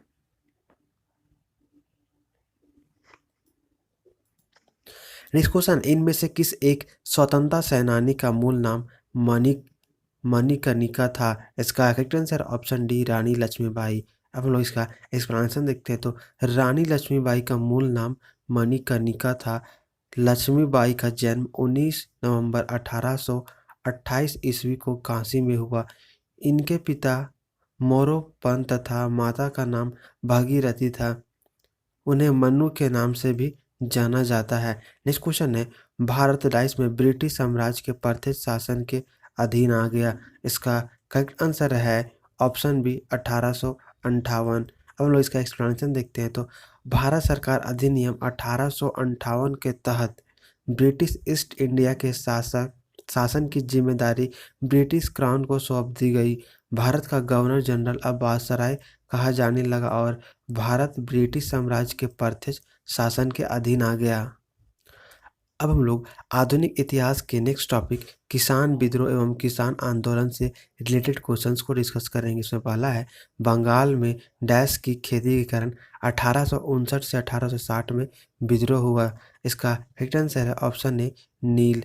अब हम लोग इसका एक्सप्लेनेशन देखते हैं। तो बंगाल में नदिया जिले के गोविंदपुर गांव के किसानों से जबरन नील की खेती कराए जाने के विरोध में 1859 से 60 ईस्वी में विद्रोह शुरू हुआ। नील उत्पादक किसानों को एक मामूली सी रकम देकर उनसे करारनामा लिखवा लेते थे जो बाजार भाव से कम हुआ करता था। यह प्रथा ददनी प्रथा कहलाती थी। कौन सी प्रथा? तो यह प्रथा ददनी प्रथा कहलाती थी। दिगंबर विश्वास और विष्णु विश्वास के नेतृत्व में किसानों ने विद्रोह किया। 1860 ईस्वी में सरकार ने नील आयोग की रिपोर्ट के आधार पर नील की खेती बंद करा दी। यह आंदोलन अपनी एकता, अनुशासन एवं संगठन के कारण सफल रहा। नेक्स्ट क्वेश्चन है, डैश द्वारा लिखित नील दर्पण में अंग्रेजों के हाथों नील की खेती करने वाले किसानों की दशा और उनके शोषण की व्याख्या की गई है। इसका करेक्ट आंसर है ऑप्शन डी दीनबंधु मित्र।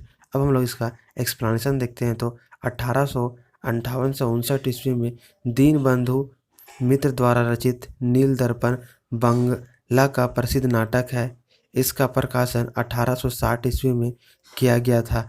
इस पुस्तक में बंगाल में नील की खेती करने वाले किसानों पर अंग्रेजों द्वारा शोषण एवं अत्याचारों की व्याख्या की गई है।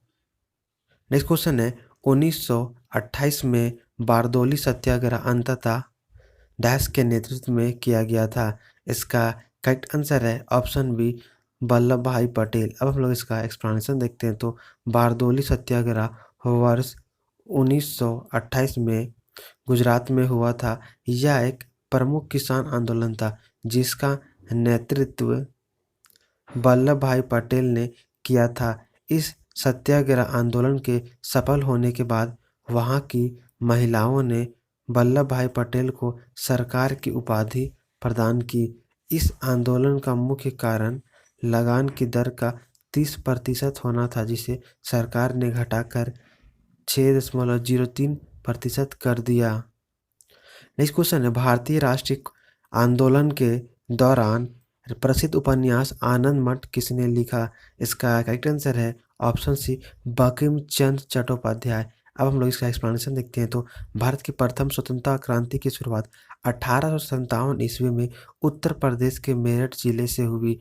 आनंद मठ पुस्तक का संबंध राष्ट्रीय आंदोलनों के साथ जोड़ा जाता है। बंकिम चंद्र चटर्जी के उपन्यास आनंद मठ का कथानक सन्यासी विद्रोह पर आधारित है। सन्यासी विद्रोह 1763 से 1800 ईस्वी तक चला। अब हम लोग आधुनिक इतिहास के नेक्स्ट टॉपिक जनजातीय या फिर अन्य प्रमुख आंदोलन के बारे में डिस्कस करेंगे। इसमें फर्स्ट क्वेश्चन है, डैश त्रावणकोर के दीवान थे जिन्होंने 1808 में एक विद्रोह का नेतृत्व किया था और उन्हें सार्वजनिक रूप से फांसी दे दी गई थी। इसका करेक्ट आंसर ऑप्शन है वेलुथम्पी। अब हम लोग इसका एक्सप्लेनेशन देखते हैं तो त्रावणकोर के दीवान वेलुथम्पी ने केरल में अंग्रेजों के विरुद्ध वर्ष 1808 में आंदोलन का नेतृत्व किया था। वर्ष 1805 में गवर्नर जनरल द्वारा त्रावणकोर, जिसको अभी केरल बोलते हैं, के महाराज को सहायक संधि के लिए विवश करने पर त्रावणकोर रियासत के दीवान वेलुथम्पी ने ब्रिटिशों के विरुद्ध विद्रोह कर दिया। इस विद्रोह को वेलुथम्पी विद्रोह के नाम से भी जाना जाता है। नेक्स्ट क्वेश्चन है, वेलुथम्पी दलवा किस भारतीय रियासत से जुड़े थे? उन्हें अंग्रेजों के विरुद्ध विद्रोह के लिए जाना जाता है। इसका करेक्ट आंसर है ऑप्शन ए त्रावणकोर। नेक्स्ट क्वेश्चन है, आत्मसम्मान का अभियान एक ऐसा अभियान है जिसका लक्ष्य ऐसा समाज निर्मित करना है जहां पिछड़ी जातियों को भी समान मानव अधिकार प्राप्त हो। इसकी शुरुआत किसने की थी? इसका राइट आंसर है ऑप्शन बी ईवी रामास्वामी। अब हम लोग इसका एक्सप्लेनेशन देखते हैं तो ईवी रामास्वामी एक तमिल राष्ट्रवादी राजनेता और सामाजिक कार्यकर्ता थे।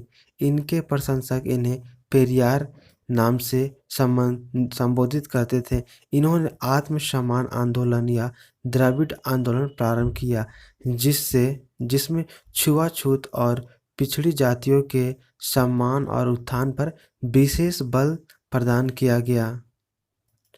अब हम लोग आधुनिक इतिहास के नेक्स्ट टॉपिक सामाजिक एवं धार्मिक आंदोलन से रिलेटेड क्वेश्चंस को डिस्कस करेंगे। इसमें पहला है, मद्रास में वैध समाज की स्थापना किस वर्ष में हुई थी? इसका करेक्ट आंसर है ऑप्शन डी 1864 ईस्वी। तो केशव चंद्र सेन 1864 ईस्वी में मद्रास गए और वहाँ के लोगों को वैध समाज स्थापित करने की प्रेरणा दी। 1864 ईस्वी में मद्रास के एक तरुण युवक के श्री धरालू नायडू ने वैद समाज की स्थापना की तथा 1871 ईस्वी में वैद समाज को दक्षिण भारत का ब्राह्मण समाज कहा। नेक्स्ट क्वेश्चन है, ब्रिटिश शासन के दौरान भारत में महिलाओं के अधिकार में सुधार किसने किया? इसका करेक्ट आंसर है ऑप्शन सी पंडिता रमाबाई। अब हम लोग इसका एक्सप्लेनेशन देखते हैं तो समाज सुधारक पंडिता रमाबाई का जन्म 30 अप्रैल 1858 ईस्वी को महाराष्ट्र में हुआ। ये संस्कृत की विदुषी तथा इन्होंने महिलाओं के अधिकार और शिक्षा को लेकर उल्लेखनीय कार्य किया। इन्होंने बम्बई में शारदा सदन की शुरुआत की। कहाँ? तो इन्होंने बम्बई में शारदा सदन की शुरुआत की और 1919 में ईस्वी में ब्रिटिश सरकार ने उन्हें कैसर ए हिंद से सम्मानित किया। नेक्स्ट क्वेश्चन है, थियोसोफिकल सोसाइटी की स्थापना कब हुई? इसका करेक्ट आंसर ऑप्शन बी 1875 ईस्वी में। अब हम लोग इसका एक्सप्लेनेशन देखते हैं तो थियोसोफिकल सोसाइटी एक अंतर्राष्ट्रीय आध्यात्मिक संस्था है। थियोसोफी ग्रीक भाषा के दो शब्दों थियोस तथा सोफिया से मिलकर बना है, जिसका अर्थ हिंदू धर्म की ब्रह्म विद्या अथवा ईसाई धर्म के नोस्टिसिज्म के समकक्ष माना जाता है। इस सोसाइटी की स्थापना मैडम ब्लाउत्स्की तथा कर्नल आलकॉट ने 17 अप्रैल 1875 ईस्वी को न्यूयॉर्क में की। सन 1882 ईस्वी में इस सोसाइटी का मुख्यालय मद्रास के पास आडियर में स्थापित किया गया। इसके भारतीय अध्यक्ष एनी बेसेंट थी। नेक्स्ट क्वेश्चन है, डैश में सर विलियम्स जोन्स ने एशियाटिक सोसाइटी ऑफ बंगाल की स्थापना की। इसका करेक्ट आंसर ऑप्शन सी 1784 ईस्वी में। तो 1784 ईस्वी में सर विलियम जोन्स ने एशियाटिक सोसाइटी की ऑफ बंगाल की स्थापना की। अब हम लोग इसका एक्सप्लेनेशन देखेंगे तो 15 जनवरी 1784 ईस्वी को सर विलियम जोन्स ने एशियाटिक सोसाइटी ऑफ बंगाल की स्थापना की। यह कोलकाता के फोर्ट विलियम में स्थित है। इसका मुख्य उद्देश्य प्राच्य अध्ययन, को बढ़ावा देना था। नेक्स्ट क्वेश्चन है, डैश में सर विलियम जोन्स ने एशियाटिक सोसाइटी ऑफ बंगाल की स्थापना की। इसका करेक्ट आंसर ऑप्शन सी 1784 ईस्वी। तो 1784 ईस्वी में सर विलियम जोन्स ने एशियाटिक सोसाइटी ऑफ बंगाल की स्थापना की। नेक्स्ट है, डैश में सर विलियम जोन्स ने एशियाटिक सोसाइटी ऑफ बंगाल की स्थापना की। इसका करेक्ट आंसर है ऑप्शन डी 1784 ईस्वी में सर विलियम जोन्स ने एशियाटिक सोसाइटी की ऑफ बंगाल की स्थापना की। नेक्स्ट क्वेश्चन है, डैश ने उपनिषदों और वेदों का बांग्ला भाषा में अनुवाद किया था। इसका करेक्ट आंसर है ऑप्शन ए राजा राम मोहन राय। अब हम लोग इसका एक्सप्लेनेशन देखते हैं। तो राजा राम मोहन राय को भारतीय पुनर्जागरण का पिता कहा जाता है। इन्होंने ब्राह्मण समाज की स्थापना 1828 ईस्वी में की। इनके द्वारा उपनिषदों और वेदों की बांग्ला भाषा में अनुवाद किया गया। राजा राम मोहन राय ने सती प्रथा का विरोध किया, जिसके कारण लॉर्ड विलियम बेंटिक ने 1829 ईस्वी में कानून बनाकर सती प्रथा को समाप्त कर दिया। नेक्स्ट क्वेश्चन है, डैश में राजा राम मोहन राय ने कलकत्ता में ब्राह्मण समाज की स्थापना की। इसका करेक्ट आंसर है ऑप्शन सी 1828। अब हम लोग इसका एक्सप्लेनेशन देखते हैं। तो राजा राम मोहन राय का जन्म 1772 ईस्वी में पश्चिम बंगाल के हुगली जिले के राधानगर गांव में हुआ था। कहाँ? तो राधानगर गांव हुआ था पश्चिम बंगाल के हुगली जिले में। इन्होंने भारत में नव जागरण आंदोलन चलाया और समाज में फैली कुरीतियों जैसे सती प्रथा, बाल विवाह, बहु विवाह आदि का विरोध किया तथा 20 अगस्त 1828 ईस्वी को इन्होंने कलकत्ता में ब्राह्मण समाज की स्थापना की, जिसे बाद में ब्राह्मण समाज कहा गया। इसका उद्देश्य एक ईश्वर की उपासना तथा मूर्ति पूजा का विरोध था। इनके प्रयास से 1829 ईस्वी में सती प्रथा पर रोक से संबंधित कानून पारित किया गया। नेक्स्ट क्वेश्चन है, ब्राह्मण समाज के संस्थापक कौन थे? इसका करेक्ट आंसर ऑप्शन है राजा राम मोहन राय। तो ब्राह्मण समाज के संस्थापक राजा राम मोहन राय थे। नेक्स्ट क्वेश्चन है, ब्राह्मण समाज की स्थापना 1867 में किसने की थी? इसका करेक्ट आंसर ऑप्शन बी आत्मा राम पांडुरंग। अब हम लोग इसका एक्सप्लेनेशन देखते हैं। तो प्रार्थना समाज की स्थापना 1867 ईस्वी में बम्बई में आचार्य केशव चंद्र सेन की प्रेरणा से महादेव गोविंद रानाडे, कौन? तो महादेव गोविंद रानाडे और आत्माराम पांडु द्वारा की गई थी। किसके द्वारा? तो महादेव गोविंद रानाडे और आत्माराम पांडु द्वारा की गई थी। जी.आर. भंडारकर इस समाज के अग्रणी नेता थे। प्रार्थना समाज का मुख्य उद्देश्य जाति प्रथा का विरोध, बाल विवाह पर रोक तथा विधवा विवाह और स्त्री शिक्षा आदि को प्रोत्साहन प्रदान करना था। नेक्स्ट क्वेश्चन है, the servant of India society के संस्थापक कौन थे? इसका correct answer option B G K. Gokhale. अब हम लोग इसका एक्सप्लेनेशन देखते हैं। तो सर्वेंट ऑफ इंडिया सोसाइटी की स्थापना गोपाल कृष्ण गोखले ने, किसने? तो गोपाल कृष्ण गोखले ने महाराष्ट्र में 12 जून 1905 को की थी, जिन्होंने इस संघ के गठन के लिए डेक्कन एजुकेशन सोसाइटी को छोड़ दिया था। उनके साथ सुशिक्षित भारतीयों का एक छोटा समूह भी था, जिनमें नतेश अप्पाची द्रविड़, गोपाल कृष्ण देवघर और अनंत पटवर्धन शामिल थे, जो सामाजिक और मानवीय विकास को बढ़ावा देना चाहते थे और भारत में ब्रिटिश शासन को उखाड़ फेंकना चाहते थे। नेक्स्ट क्वेश्चन है, दयानंद सरस्वती निम्नलिखित में से किस मिशन के संस्थापक थे? इसका करेक्ट आंसर है ऑप्शन सी आर्य समाज। अब हम लोग इसका एक्सप्लेनेशन देखते हैं। तो स्वामी दयानंद सरस्वती का जन्म गुजरात के मोरबी जिले में 12 फरवरी 1824 को ईस्वी को हुआ था। कब? तो 12 फरवरी 1824 ईस्वी को हुआ था। मूल नक्षत्र में जन्म लेने के कारण उनका नाम मूल शंकर रखा गया। इनके पिता का नाम अम्बा शंकर था। मथुरा के स्वामी बिरजानंद इनके गुरु थे। शिक्षा प्राप्त कर गुरु की आज्ञा से गुरु सुधार हेतु पाखंड खंडनी पताका फहराई। दयानंद सरस्वती ने 1875 ईस्वी में मुंबई में आर्य समाज की स्थापना की। वेदों का प्रचार करने के लिए उन्होंने पूरे देश का दौरा करके पंडितों और विद्वानों को वेदों की महत्ता के बारे में समझाया। 1886 ईस्वी में लाहौर में स्वामी दयानंद के अनुयायी हंसराज और लाला लाजपत राय ने दयानंद एग्लो वैदिक कॉलेज की स्थापना की थी। वेदों की ओर लौटो का नारा दयानंद सरस्वती ने दिया था। इन्होंने प्रसिद्ध पुस्तक सत्यार्थ प्रकाश की रचना की थी जो संस्कृत में थी। नेक्स्ट क्वेश्चन है, सती प्रथा पर प्रतिबंध लगाने के लिए किस वर्ष में अधिनियम पारित किया गया था? इसका करेक्ट आंसर है ऑप्शन सी 1829 ईस्वी में। तो ब्राह्मण समाज के संस्थापक राजा राम मोहन राय ने सती प्रथा के विरुद्ध समाज को जागरूक किया, जिसके फलस्वरूप इस आंदोलन को बल मिला और तत्कालीन अंग्रेजी सरकार को सती प्रथा को रोकने के लिए कानून बनाने पर विवश होना पड़ा। अंततः लॉर्ड विलियम बेंटिक के काल में 1829 ईस्वी के नियम 17 द्वारा सती प्रथा को समाप्त कर दिया गया। पहले यह सिर्फ बंगाल प्रेसिडेंसी में लागू हुआ था तथा 1830 ईस्वी में बम्बई और मद्रास प्रेसिडेंसियों में भी लागू हो गया। नेक्स्ट क्वेश्चन है, निम्नलिखित में से किसने हिंदू धर्म के कई अनुष्ठानों के खिलाफ प्रचार किया, जैसे कि मूर्ति पूजा, जन्म से जाति, पशु बलि और वेदों को पढ़ने के लिए महिलाओं पर प्रतिबंध? इसका करेक्ट आंसर है ऑप्शन बी स्वामी दयानंद सरस्वती।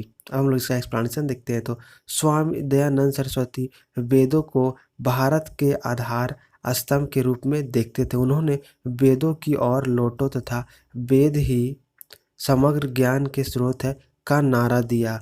इन्होंने 1875 ईस्वी में बम्बई में आर्य समाज की स्थापना की। तो याद रखिएगा, इन्होंने 1875 ईस्वी में बम्बई में आर्य समाज की स्थापना की थी। ये क्वेश्चन अक्सर आपके एग्जाम में पूछा जाता है, जिसने छुआछूत, मूर्ति पूजा, पशु बलि आदि धार्मिक कुरीतियों का विरोध किया। नेक्स्ट क्वेश्चन है, रामकृष्ण मिशन किसके द्वारा गठित किया गया? इसका करेक्ट आंसर ऑप्शन है स्वामी विवेकानंद। अब हम लोग इसका एक्सप्लेनेशन देखते हैं। तो रामकृष्ण मठ की स्थापना स्वामी विवेकानंद ने 1857 ईस्वी में कलकत्ता के पास बारानगर की तत्पश्चात रामकृष्ण मिशन की स्थापना बेलूर कलकत्ता में हुई। विवेकानंद के गुरु रामकृष्ण परमहंस कलकत्ता के तारकेश्वर मंदिर के पुजारी थे। रामकृष्ण मिशन का मूल उद्देश्य गरीबों की सेवा करना था। 1893 ईस्वी में अमेरिका के शिकागो में आयोजित प्रथम विश्व धर्म सम्मेलन में विवेकानंद ने भारत का प्रतिनिधित्व किया था।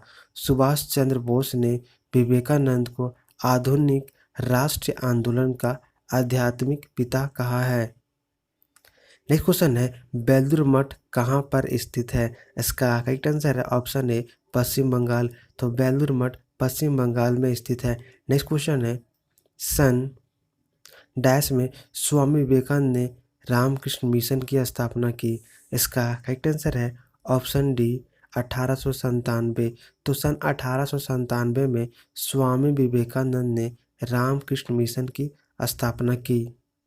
नेक्स्ट क्वेश्चन है, 1893 में विश्व की धर्म संघीय संसद में भारत का प्रतिनिधित्व किसने किया था? इसका करेक्ट आंसर है ऑप्शन ए स्वामी विवेकानंद। अब हम लोग इसका एक्सप्लेनेशन देखते हैं। तो 1893 ईस्वी में विश्व धर्म संघीय संसद में भारत का प्रतिनिधित्व स्वामी विवेकानंद ने किया था। किसने? तो स्वामी विवेकानंद ने किया था। उन्होंने अमेरिका स्थित शिकागो में 1893 ईस्वी में आयोजित विश्व धर्म महासभा में भारत की ओर से सनातन धर्म का प्रतिनिधित्व किया था। भारत का आध्यात्मिकता से परिपूर्ण वेदांत दर्शन अमेरिका और यूरोप के हर देश में स्वामी विवेकानंद के कारण पहुंचा था। नेक्स्ट क्वेश्चन है, आधुनिक भारतीय नव जागृति का जनक किसे माना जाता है? इसका करेक्ट आंसर है ऑप्शन डी राजा राम मोहन राय। अब हम लोग इसका एक्सप्लेनेशन देखते हैं। तो राजा राम मोहन राय को भारतीय पुनर्जागरण का अग्रदूत और आधुनिक भारत का जनक कहा जाता है। भारतीय सामाजिक और धार्मिक पुनर्जागरण के क्षेत्र में उनका विशिष्ट स्थान है। वे ब्राह्मण समाज के संस्थापक, भारतीय भाषाई प्रेस के प्रवर्तक, जन जागरण और सामाजिक सुधार आंदोलन के प्रणेता तथा बंगाल में नव जागरण युग के पिता कहे जाते हैं। अब हम लोग आधुनिक भारत के नेक्स्ट टॉपिक भारतीय राष्ट्रीय कांग्रेस के से रिलेटेड क्वेश्चंस को डिस्कस करेंगे। इसमें फर्स्ट क्वेश्चन है, भारतीय राष्ट्रीय कांग्रेस द्वारा संविधान सभा की मांग को 1936 में इसके डैश में आयोजित अधिवेशन में प्रस्तावित किया गया था। इसका करेक्ट आंसर है ऑप्शन बी, फैजपुर। तो भारतीय राष्ट्रीय कांग्रेस द्वारा संविधान सभा की मांग को 1936 में इसके फैजपुर में आयोजित अधिवेशन में प्रस्तावित किया गया था।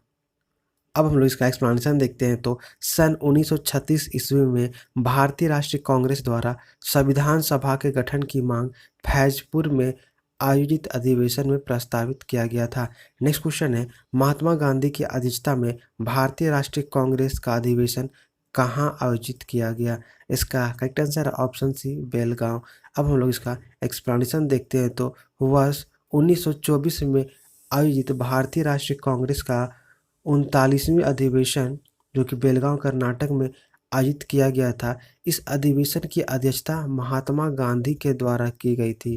किसके द्वारा? तो महात्मा गांधी के द्वारा की गई थी तथा वे अपने जीवन काल में केवल एक बार ही कांग्रेस के अध्यक्ष बन पाए। सिर्फ एक बार ही वे अपने जीवन काल में कांग्रेस के अध्यक्ष बने थे, याद रखिएगा। इसी समय कांग्रेस और मुस्लिम लीग दोनों अलग हो गए थे। नेक्स्ट क्वेश्चन है, भारतीय राष्ट्रीय कांग्रेस का गठन वर्ष डैश में किया गया था। इसका करेक्ट आंसर है ऑप्शन है 1885। तो भारतीय राष्ट्रीय कांग्रेस का गठन 28 दिसंबर 1885 ईस्वी को तत्कालिक गवर्नर जनरल लॉर्ड डफरिन के समय हुआ। इसके संस्थापक ए.ओ. हामू कौन थे? तो भारतीय राष्ट्रीय कांग्रेस के संस्थापक ए.ओ. हामू थे। भारतीय राष्ट्रीय कांग्रेस का प्रथम अधिवेशन 1885 ईस्वी में बम्बई में हुआ था। कहाँ? तो भारतीय राष्ट्रीय कांग्रेस का प्रथम अधिवेशन 1885 ईस्वी में बम्बई में हुआ था, जिसमें 72 प्रतिनिधियों ने भाग लिया था। कितने? तो 72 प्रतिनिधियों ने भाग लिया था।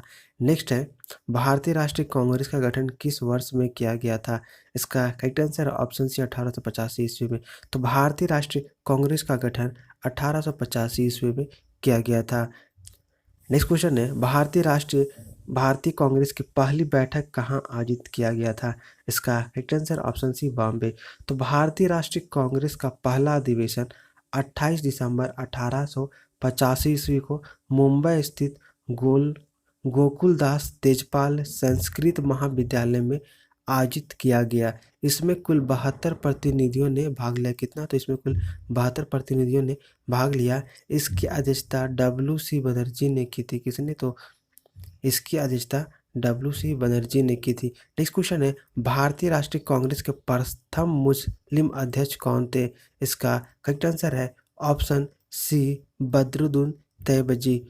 तो भारतीय राष्ट्रीय कांग्रेस के प्रथम मुस्लिम अध्यक्ष सैयद बदरुद्दीन तैयबजी थे। तैयबजी एक प्रसिद्ध वकील और कांग्रेस के नेता थे। कौन थे? तो ये एक प्रसिद्ध वकील और कांग्रेस के नेता थे। ये भारतीय राष्ट्रीय कांग्रेस के 1887 ईस्वी में मद्रास में आयोजित तीसरे वार्षिक अधिवेशन में, कौन सा? तो तीसरा वार्षिक अधिवेशन में सर्वसम्मति से अध्यक्ष चुने गए थे। नेक्स्ट क्वेश्चन है, 1939 में इंडियन नेशनल कांग्रेस छोड़ने के बाद सुभाष चंद्र बोस ने किसका गठन किया?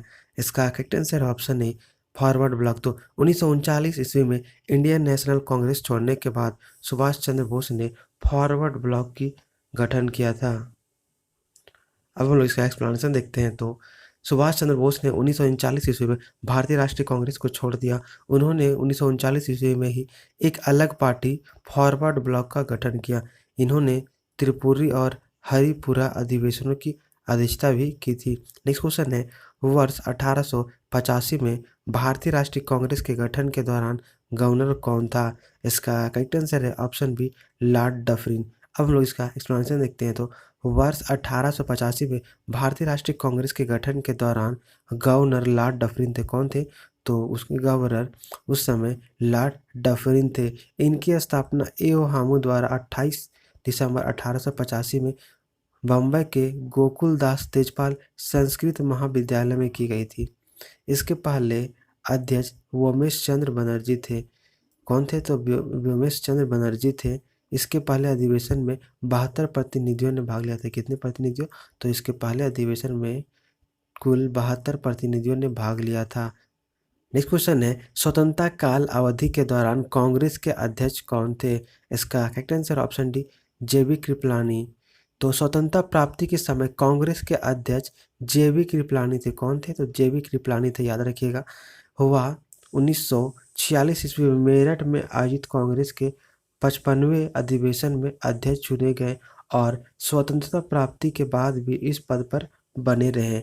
इनके बाद कांग्रेस के 56वें अधिवेशन में जो दिल्ली में आयोजित हुआ था, इनके अध्यक्ष राजेंद्र प्रसाद को बनाया। किनको? तो इनका अध्यक्ष राजेंद्र प्रसाद को बनाया गया। सबसे लंबे समय तक 1940 से लेकर 46 ईस्वी तक भारतीय राष्ट्रीय कांग्रेस के अध्यक्ष पद पर बने रहने का रिकॉर्ड अब्दुल कलाम आज़ाद के नाम है। किसके नाम पर? तो अब्दुल कलाम आज़ाद के नाम है। नेक्स्ट क्वेश्चन है, स्वतंत्रता पूर्व भारत में भारतीय राष्ट्रीय कांग्रेस की पहली महिला अध्यक्ष कौन थी? इसका correct answer option C, Annie Besant. तो स्वतंत्रता पूर्व भारत में भारतीय राष्ट्रीय कांग्रेस की पहली महिला अध्यक्ष श्रीमती एनी बेसेंट थी, जिन्हें 1917 ईस्वी में कलकत्ता में आयोजित भारतीय राष्ट्रीय कांग्रेस के 32वें कौन सा? तो 32वें अधिवेशन में अध्यक्ष चुना गया। भारतीय राष्ट्रीय कांग्रेस की पहली भारतीय महिला अध्यक्ष सरोजनी नायडू थी। कौन थी? तो सरोजनी नायडू थी भारतीय राष्ट्रीय कांग्रेस की पहली भारतीय महिला अध्यक्ष। नेक्स्ट क्वेश्चन है, 1916 का लखनऊ समझौता किसके बीच हुआ था? इसका करेक्ट आंसर है ऑप्शन सी, भारतीय राष्ट्रीय कांग्रेस और ईस्ट इंडिया मुस्लिम लीग। अब हम लोग इसका एक्सप्लेनेशन देखते हैं। तो 1916 कांग्रेस अधिवेशन की अध्यक्षता अंबिका चरण मजूमदार ने की थी। किसने? तो अंबिका चरण मजूमदार ने की थी। 1916 में कांग्रेस के लखनऊ अधिवेशन में भारतीय राष्ट्रीय कांग्रेस और ऑल इंडिया मुस्लिम लीग के बीच समझौता हुआ। इसी दौरान कांग्रेस के दोनों दलों यानी गर्म दल और नरम दल में भी एकता हो गई। नेक्स्ट क्वेश्चन है, स्वतंत्र भारत में भारतीय राष्ट्रीय कांग्रेस की पहली महिला अध्यक्ष कौन थी? इसका correct answer option B, Indira Gandhi. तो स्वतंत्र भारत में भारतीय राष्ट्रीय कांग्रेस की पहली महिला भारतीय अध्यक्ष इंदिरा गांधी थी। अब हम लोग इसका एक्सप्लेनेशन देखते हैं। तो स्वतंत्रता के बाद भारतीय राष्ट्रीय कांग्रेस की पहली महिला अध्यक्ष इंदिरा गांधी थी। इंदिरा गांधी अल्प समय के लिए 1959 ईस्वी में पार्टी के अध्यक्ष बनी। इसके लगभग 20 साल बाद 1978 ईस्वी में वह दूसरी बार अध्यक्ष बनी और 31 अक्टूबर 1984 ईस्वी तक अध्यक्ष पद पर बनी रही। वह भारत की पहली महिला प्रधानमंत्री भी थी। नेक्स्ट क्वेश्चन है, भारतीय राष्ट्रीय कांग्रेस के पहले अध्यक्ष कौन थे? इसका करेक्ट आंसर है ऑप्शन है, उमेश चंद्र बनर्जी। अब हम लोग इसका एक्सप्लेनेशन देखते हैं। तो 28 दिसंबर 1885 ईस्वी को बम्बई के गवालिया टैंक स्थित गोकुलदास तेजपाल संस्कृत विद्यालय में एकल ऑक्टेवियन हामू द्वारा भारतीय राष्ट्रीय कांग्रेस के प्रथम अधिवेशन का आयोजन किया गया, जिसके प्रथम अध्यक्ष उमेश चंद्र बनर्जी थे। कौन? तो उमेश चंद्र बनर्जी थे। हामू ने 1906 ईस्वी तक इसके सचिव यानी कि महामंत्री पद पर कार्य किया। एओ हामू को कांग्रेस का जनक कहा जाता है। किसको? तो एओ हामू को ही कांग्रेस का जनक कहा जाता है। नेक्स्ट क्वेश्चन है, 1885 में भारतीय राष्ट्रीय कांग्रेस की स्थापना किसके द्वारा की गई थी? इसका करेक्ट आंसर ऑप्शन है, एलेन ऑक्टेवियन हामू। तो एलेन ऑक्टेवियन हामू ब्रिटिश कालीन भारत में सिविल सेवा के अधिकारी एवं राजनीतिक सुधारक थे। वे भारतीय राष्ट्रीय कांग्रेस के संस्थापक भी थे। ये कांग्रेस के सचिव पद पर कार्यरत थे। इन्होंने कांग्रेस की स्थापना 1885 ईस्वी में की थी। अब हम लोग आधुनिक इतिहास के नेक्स्ट टॉपिक बंगाल विभाजन एवं स्वदेशी आंदोलन से रिलेटेड क्वेश्चंस को डिस्कस करेंगे। नेक्स्ट में फर्स्ट क्वेश्चन है, बंगाल का पहला विभाजन वर्ष डैश में हुआ था? इसका करेक्ट आंसर ऑप्शन डी, 1905 ईस्वी में। तो बंगाल विभाजन के निर्णय की घोषणा 20 जुलाई 1905 ईस्वी को भारत के तत्कालिक वायसराय लॉर्ड कर्जन द्वारा की गई थी। किसके द्वारा? तो भारत के तत्कालिक वायसराय लॉर्ड कर्जन के द्वारा की गई थी। कर्जन ने बंगाल विभाजन का मुख्य उद्देश्य राष्ट्रवाद का गढ़ बन चुके बंगाल का विभाजन कर राष्ट्रवाद को विखंडित करना और सांप्रदायिक उन्माद को फैलाना था। बंगाल विभाजन के उपलक्ष्य से 16 अक्टूबर 1905 को पूरे बंगाल में शोक दिवस मनाया गया तथा रविन्द्रनाथ टैगोर के सुझाव पर पूरे बंगाल में राखी दिवस मनाया गया था। नेक्स्ट क्वेश्चन है, बंगाल विभाजन किस वर्ष में हुआ था? इसका करेक्ट आंसर ऑप्शन सी 1905 ईस्वी। तो बंगाल का विभाजन 1905 ईस्वी में हुआ था। नेक्स्ट क्वेश्चन है, भारतीय राष्ट्रीय आंदोलन के दौरान निम्नलिखित में से किसने भारत माता की प्रसिद्ध तस्वीर बनाई थी? इसका करेक्ट आंसर ऑप्शन है अबिंद्रनाथ टैगोर। तो भारतीय राष्ट्रीय कांग्रेस के दौरान आंदोलन के दौरान भारतीय राष्ट्रीय आंदोलन के दौरान निम्नलिखित में से अबिंद्रनाथ टैगोर ने भारत माता की प्रसिद्ध तस्वीर बनाई थी। अब हम इसका एक्सप्लेनेशन देखते हैं। तो भारतीय राष्ट्रीय कांग्रेस के दौरान भारतीय राष्ट्रीय आंदोलन के दौरान अब हम इसका एक्सप्लेनेशन देखते हैं। तो भारतीय राष्ट्रीय आंदोलन के दौरान सन 1905 में अबिंद्रनाथ टैगोर ने भारत माता की प्रसिद्ध तस्वीर बनाई थी। वाराणसी स्थित भारत माता मंदिर का उद्घाटन सन 1936 में महात्मा गांधी ने किया था। दुर्गा महिषासुर मर्दिनी नामक प्रसिद्ध चित्र तैयब मेहता की रचना थी। नेक्स्ट क्वेश्चन है, स्वदेशी आंदोलन की औपचारिक घोषणा कब की गई थी? इसका करेक्ट आंसर ऑप्शन बी 7 अगस्त 1905 ईस्वी में। अब हम लोग इसका एक्सप्लेनेशन देखते हैं। तो जुलाई 1905 में लॉर्ड कर्जन द्वारा बंगाल विभाजन की घोषणा के बाद कुछ दिनों के भीतर ही पूरे बंगाल में विरोध सभाएं आयोजित की गई। इन सभाओं में सबसे पहले विदेशी वस्तुओं के बहिष्कार का निर्णय लिया गया तथा 7 अगस्त 1905 ईस्वी को बंगाल विभाजन के विरोध में कलकत्ता के टाउन हॉल में विशाल प्रदर्शन आयोजित कर स्वदेशी आंदोलन की घोषणा की गई। नेक्स्ट क्वेश्चन है, जुलाई 1905 में बंगाल के विभाजन का आदेश किसने दिया था? इसका करेक्ट आंसर है ऑप्शन सी लॉर्ड कर्जन ने।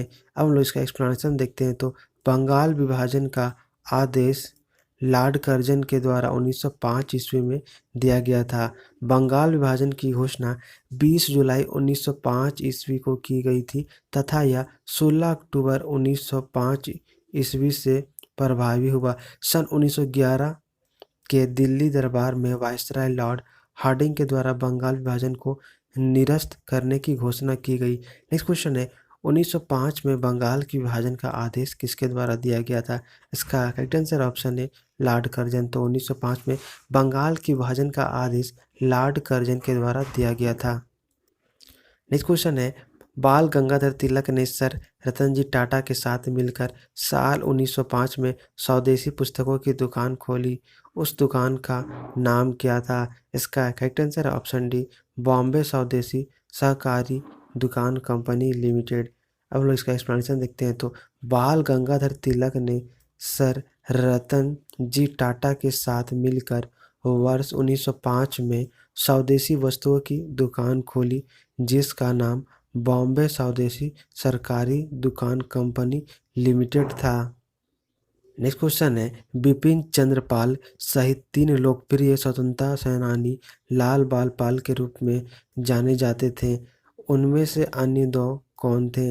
इसका करेक्ट आंसर है ऑप्शन बी बाल गंगाधर तिलक और लाला लाजपत राय। अब हम लोग इसका एक्सप्लेनेशन देखते हैं। तो बिपिन चंद्र पाल बाल गंगाधर तिलक और लाला लाजपत राय सहित 3 लोकप्रिय स्वतंत्रता सेनानी थे जो लाल बाल पाल के रूप में जाने जाते थे। भारतीय स्वतंत्रता के संघर्ष में 1905 से 1918 ईस्वी तक वे गरम राष्ट्रवादी विचारों के पक्षधर और प्रतीक बने रहे। वे स्वदेशी वस्तुओं के पक्षधर थे। नेक्स्ट क्वेश्चन है, लाला लाजपत राय का निवास स्थल है। इसका करेक्ट आंसर है ऑप्शन सी पंजाब। अब हम लोग इसका एक्सप्लेनेशन देखते हैं। तो लाला लाजपत राय का निवास स्थल पंजाब में है। वे भारत के प्रमुख स्वतंत्रता सेनानी थे। उन्हें पंजाब केसरी भी कहा जाता है। इन्होंने पंजाब नेशनल बैंक और लक्ष्मी कंपनी की स्थापना की थी। वे भारतीय राष्ट्रीय कांग्रेस में गरम दल के 3 प्रमुख नेताओं लाल बाल पाल में से एक थे। अब हम लोग आधुनिक इतिहास के नेक्स्ट टॉपिक मुस्लिम लीग से रिलेटेड क्वेश्चंस को डिस्कस करेंगे। इसमें first question, all India Muslim league की स्थापना कब हुई थी? इसका करेक्ट आंसर है ऑप्शन बी 1906 ईस्वी में। तो ढाका के नवाब सलीमुल्लाह के नेतृत्व में 30 सितंबर 1906 ईस्वी को ढाका में मुस्लिम लीग की स्थापना हुई थी। कहाँ? तो ढाका में मुस्लिम लीग की स्थापना 1906 ईस्वी में हुई थी, याद रखिएगा। सलीमुल्लाह खां मुस्लिम लीग के संस्थापक और अध्यक्ष थे। कौन? तो सलीमुल्लाह खां मुस्लिम लीग के संस्थापक और अध्यक्ष थे, जबकि प्रथम अधिवेशन की अध्यक्षता वकार उल मुल्क मुश्ताक हुसैन ने की थी। किसने? तो वकार उल मुल्क मुश्ताक हुसैन ने की। इस संस्था का मुख्य उद्देश्य था भारतीय मुस्लिमों में ब्रिटिश सरकार के प्रति निष्ठा की भावना जागृत करना और भारतीय मुस्लिमों के राजनीतिक और अन्य अधिकारों की रक्षा करना। अब हम लोग आधुनिक इतिहास के नेक्स्ट टॉपिक दिल्ली दरबार से रिलेटेड क्वेश्चंस को डिस्कस करेंगे। इसमें फर्स्ट है, नई दिल्ली को देश की राजधानी कब बनाई गई थी? इसका करेक्ट आंसर है ऑप्शन सी 1911 ईस्वी में। तो नई दिल्ली को देश की राजधानी 1911 ईस्वी में बनाने की घोषणा की गई थी। ब्रिटिश काल में दिल्ली से पहले भारत की राजधानी कलकत्ता थी। कहाँ थी? तो कलकत्ता थी।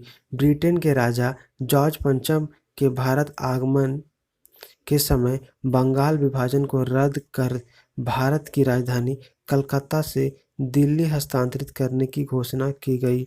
लॉर्ड हार्डिंग द्वितीय के समय 1 अप्रैल 1912 ईस्वी को दिल्ली राजधानी बनाई गई। नेक्स्ट क्वेश्चन है, दिल्ली को किस वर्ष भारत की राजधानी बनाया गया? इसका करेक्ट आंसर ऑप्शन बी 1911 ईस्वी में। तो दिल्ली को 1911 ईस्वी में भारत की राजधानी बनाया गया। नेक्स्ट क्वेश्चन है, भारत की राजधानी कलकत्ता से दिल्ली कब हस्तांतरित की गई? इसका करेक्ट आंसर ऑप्शन है 1911 ईस्वी में। तो भारत की राजधानी कलकत्ता से दिल्ली 1911 ईस्वी में हस्तांतरित की गई थी। नेक्स्ट क्वेश्चन है, भारत की राजधानी को किस शहर से दिल्ली ले जाया गया था? इसका correct answer option C Calcutta. तो भारत की राजधानी को कलकत्ता से दिल्ली ले जाया गया था। अब हम लोग इसका एक्सप्लेनेशन देखते हैं। तो लॉर्ड हार्डिंग द्वितीय के शासनकाल में राजधानी कलकत्ता से दिल्ली हस्तांतरित करने की घोषणा की गई। दिल्ली 1912 ईस्वी में भारत की राजधानी बनी। नेक्स्ट क्वेश्चन है, किंग जॉर्ज पंचम तथा क्वीन मैरी की यात्रा की याद में सन 1911 में भारत का कौन सा लोकप्रिय पर्यटन स्थल बनाया गया था? इसका correct answer option B gateway of India. अब हम लोग इसका एक्सप्लेनेशन देखते हैं। तो वायसराय लॉर्ड हार्डिंग द्वितीय द्वारा 1911 ईस्वी में दिल्ली दरबार का आयोजन किया गया, जिसमें किंग जॉर्ज पंचम तथा क्वीन मैरी को आमंत्रित किया गया था। उनके आगमन के उपलक्ष्य में स्वागत हेतु बम्बई में समुद्र तट पर एक भव्य प्रवेश द्वार बनाया गया, जिसे गेटवे ऑफ इंडिया कहा जाता है। यह एक लोकप्रिय पर्यटन स्थल के रूप में भी प्रसिद्ध है। नेक्स्ट क्वेश्चन है, गेटवे ऑफ इंडिया कहाँ पर है? इसका करेक्ट आंसर है ऑप्शन ए मुंबई। तो गेटवे ऑफ इंडिया मुंबई में स्थित है। गेटवे ऑफ इंडिया भारत के प्रमुख नगर मुंबई के दक्षिण में समुद्र तट पर स्थित है। इसका द्वार वर्ष 1911 ईस्वी में किंग जॉर्ज पंचम और रानी मैरी की मुंबई यात्रा की याद में बनाया गया था। अब हम लोग आधुनिक इतिहास के नेक्स्ट टॉपिक होम रूल आंदोलन से रिलेटेड क्वेश्चंस को डिस्कस करेंगे। इसमें फर्स्ट है, होम रूल लीग आंदोलन के संस्थापक कौन थे? इसका correct answer option be Annie Besant. अब हम लोग इसका एक्सप्लेनेशन देखते हैं। तो होम रूल आंदोलन तिलक एवं एनी बेसेंट द्वारा संवैधानिक प्रावधानों के तहत रहते हुए स्वशासन प्राप्त करने के उद्देश्य से चलाया गया। तिलक द्वारा 28 अप्रैल 1916 ईस्वी को पूना यानी कि बेलगांव में होम रूल लीग की स्थापना की गई। इसके अध्यक्ष जोसेफ वेबटिस्टा एवं सचिव NC केलकर थे। इसका प्रभाव क्षेत्र कर्नाटक, महाराष्ट्र, बिहार तथा मध्य प्रांत था। एनी बेसेंट ने all India home rule league की स्थापना सितंबर 1916 ईस्वी में अंडियार मद्रास में की। इस लीग के सचिव अंडू डेल तथा अध्यक्ष एनी बेसेंट थी। नेक्स्ट क्वेश्चन है 1915 से 16 में स्थापित होम रूल लीग में निम्न में से किसकी सहायक इकाई के रूप में काम करती थी। इसका करेक्ट आंसर ऑप्शन बी भारतीय राष्ट्रीय कांग्रेस। तो 1915 से 16 ईस्वी में भारत में स्थापित होम रूल लीग भारतीय राष्ट्रीय कांग्रेस की सहायक इकाई के रूप में काम करती थी। इस आंदोलन का उद्देश्य स्वराज की प्राप्ति करना था, परंतु इस आंदोलन में शस्त्रों के प्रयोग की अनुमति नहीं थी। अगर ये वीडियो आपको अच्छा लगा तो वीडियो को लाइक और शेयर करें, साथ ही चैनल को सब्सक्राइब जरूर करें। ये इस सीरीज का पार्ट 4 वीडियो था और इस वीडियो में हम लोग आधुनिक इतिहास के क्वेश्चंस को डिस्कस कर रहे थे। इसके बाद आने वाले वीडियो में हम आधुनिक इतिहास के और जितने सारे क्वेश्चन बचे हुए हैं उसको हम अपलोड करेंगे। इसी तरह और आने वाले वीडियो में हम और जितने भी टॉपिक्स के क्वेश्चन बचे हुए हैं चैप्टर्स के उसको हम आने वाले वीडियो में पार्ट बाय पार्ट अपलोड करेंगे। अगर वीडियो आपको अच्छा लगता है तो वीडियो को लाइक और शेयर ज़रूर करें, साथ ही चैनल को सब्सक्राइब करें और अपने फ्रेंड्स के साथ शेयर करें। वीडियो देखने के लिए थैंक यू।